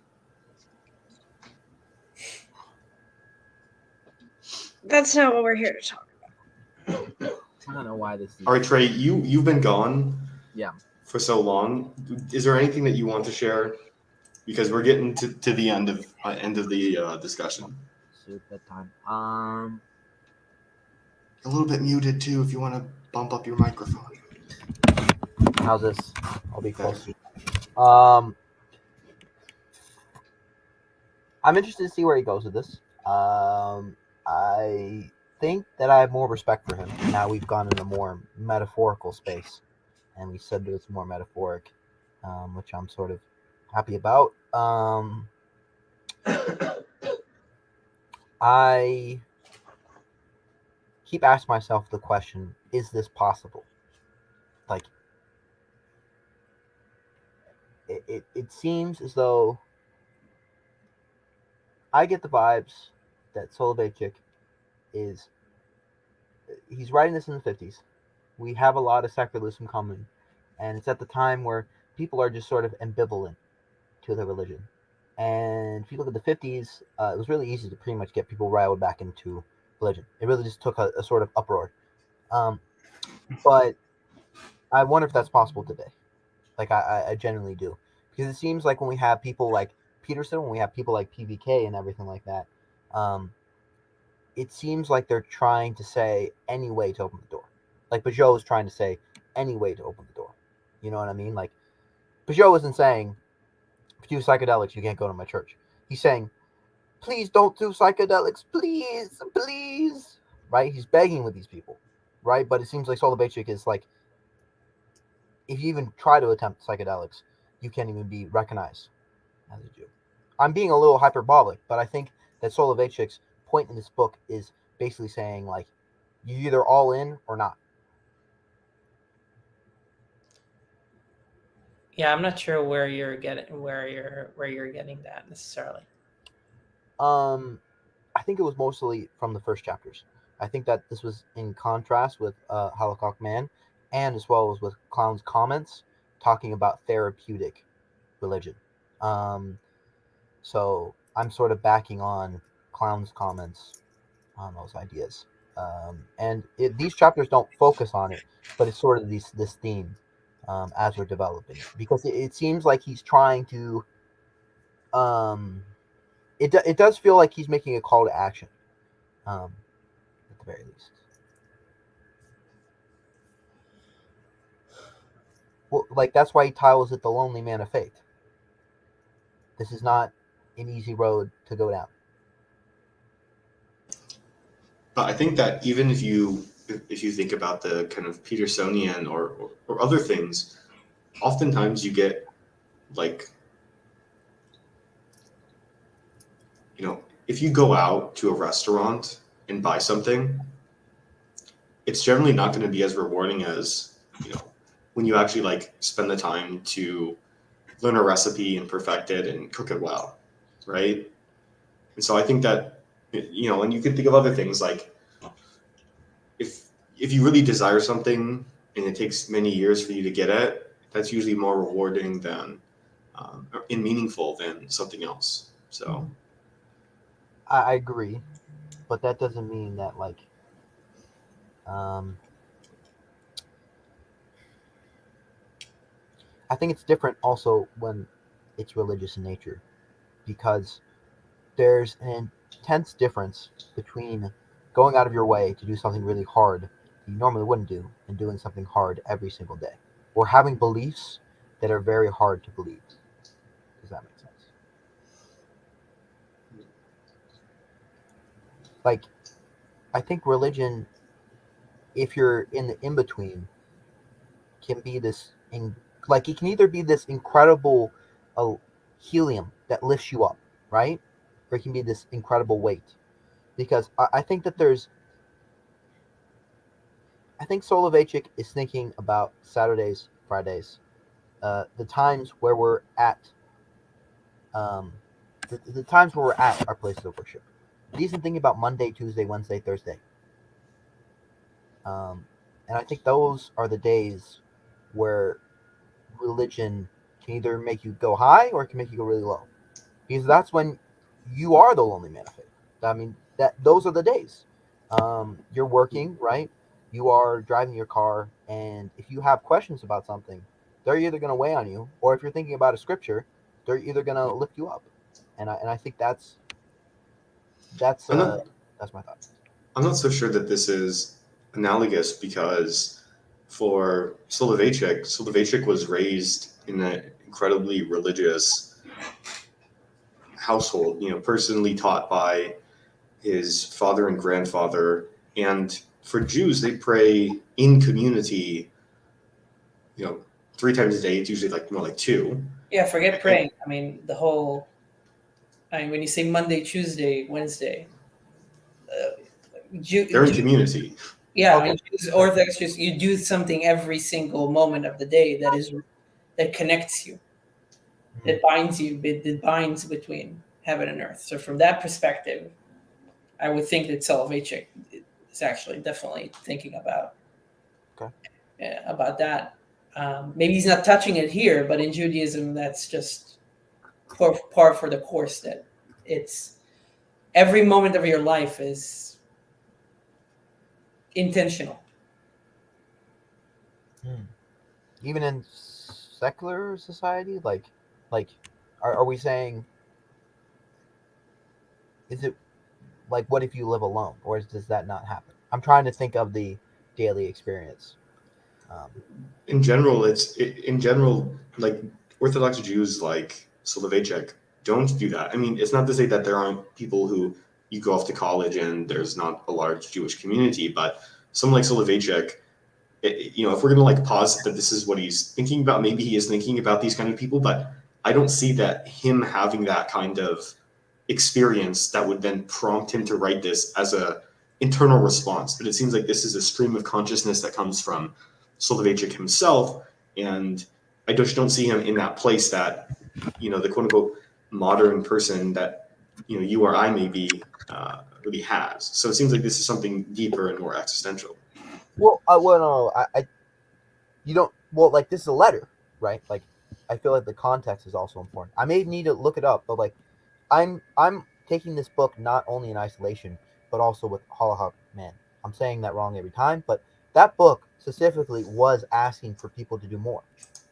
Like, and if this book was written after it, or this letter, pretty much, I think this was before. I gotta really know this time.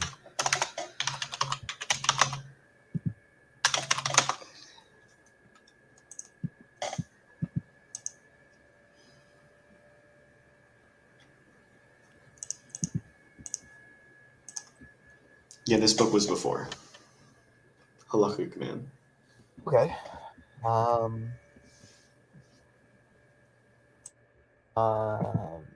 Then I guess You're muted, maybe, Trey? no. I'm probably just far away. Oh, never mind. It's me. Okay, maybe this was. I need to do more research on to why he wrote both these two things. But am I wrong in thinking that both, like, this letter at least is asking for people to do something? I'll explain why I believe that. Well, the reason I believe that is because of the comparison. If there wasn't really a comparison, I wouldn't really believe it's asking people to do something, because we're talking about two different types of beings. Seems like there's a comparison of two different people. I think in this book he's doing what Maimonides was trying to do with the guide, which is to help religious people understand how to have these two different perspectives of, I both have a personal relationship with God and I have this existential perspective and relationship with being, and I also have this day to day or this utilitarian perspective on what I need to do day to day and my chores, my duties, my responsibilities, and how those two clash and how do I integrate those.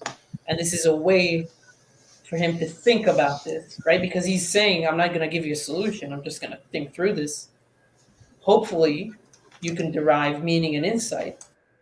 This is what he explicitly says at the beginning.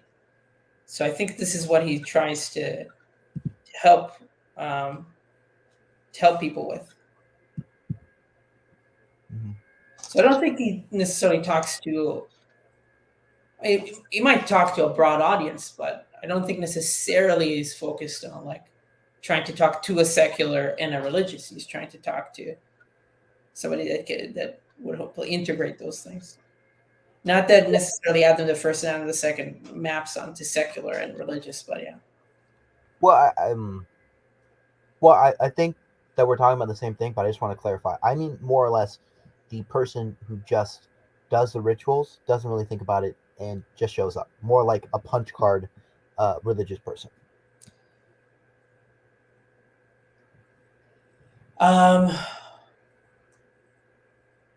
Yeah, I think maybe something like that in terms of, yeah, I think either that, and that kind of reminds me that is exactly the purpose of the Tanya, what Jacob and I are reading, right?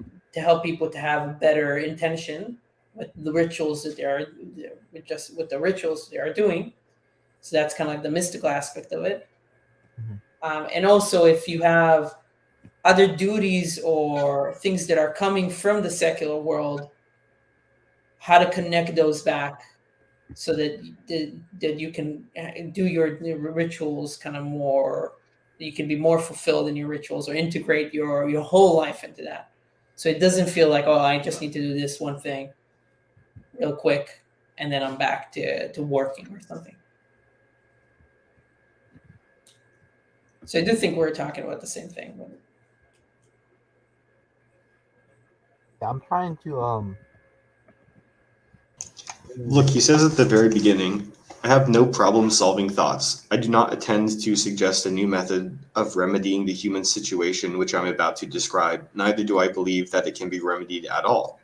The role of the man of faith, whose religious experience is fraught with inner conflicts and incongruities, who oscillates between ecstasy in God's companionship and despair when he feels abandoned by God, and who is torn asunder by the highlighted contrast between self-appreciation and abnegation, has been a difficult one since the times of Abraham and Moses. It would be presumptuous of me to attempt to convert the passional, antinomic, faithful experience into a eudaimonic, harmonious one, while the biblical knights of faith lived heroically with this very tragic and paradoxical experience. All I want is to follow the advice given by Elihu, the son of Barachiel of old, who said, I will speak that I may find relief, for there is a redemptive quality for an agitated mind in the spoken word, and the tormented soul finds peace in confessing.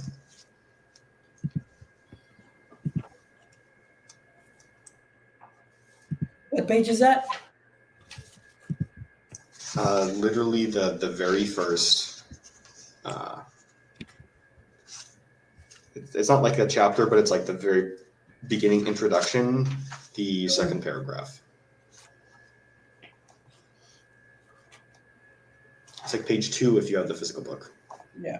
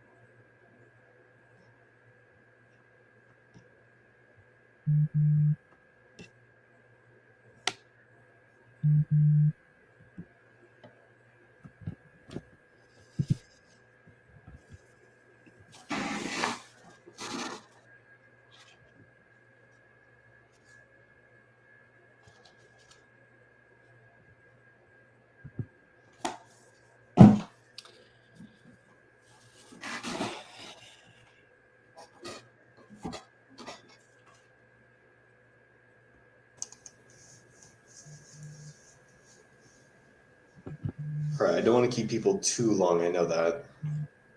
We usually only go for 2 hours. It's always business with you. It's always business. Very Mr. transactional. Braswell. Very transactional, this whole situation. Some of us are not on the West Coast, and you know, it's a Wednesday. It's the middle of the week. You know. Yeah. No, I am thinking, and I'm gonna make it happen. I'm thinking of doing a road trip and meeting everybody from the TLC. That's kind of cool. Everyone. Like everybody? Why not? Why not? Like a Everybody who will talk to me. How about that? The ultimate live stream. It takes a long time to drive across the country, right? It does. You got all the really spread out Western states. It's not fun. Yeah, I don't know. You don't know me. That's all I gotta say. You don't know me. That's true. I'm crazy. That may also be true. All right. So the next meeting will be on Wednesday, the 18th. Same bat time, same bat channel, and we'll just finish the book. How about that? How about we do something crazy and just finish the book, guys? Sounds good.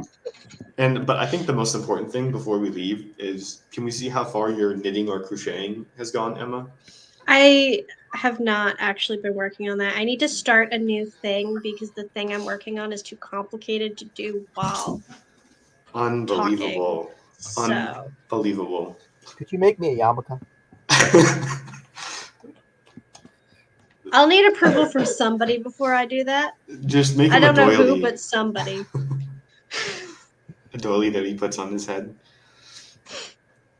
All right. Well, thank you all for coming, ladies and gentlemen. Thank you for the chat, both on YouTube and on Twitch, for joining us here today.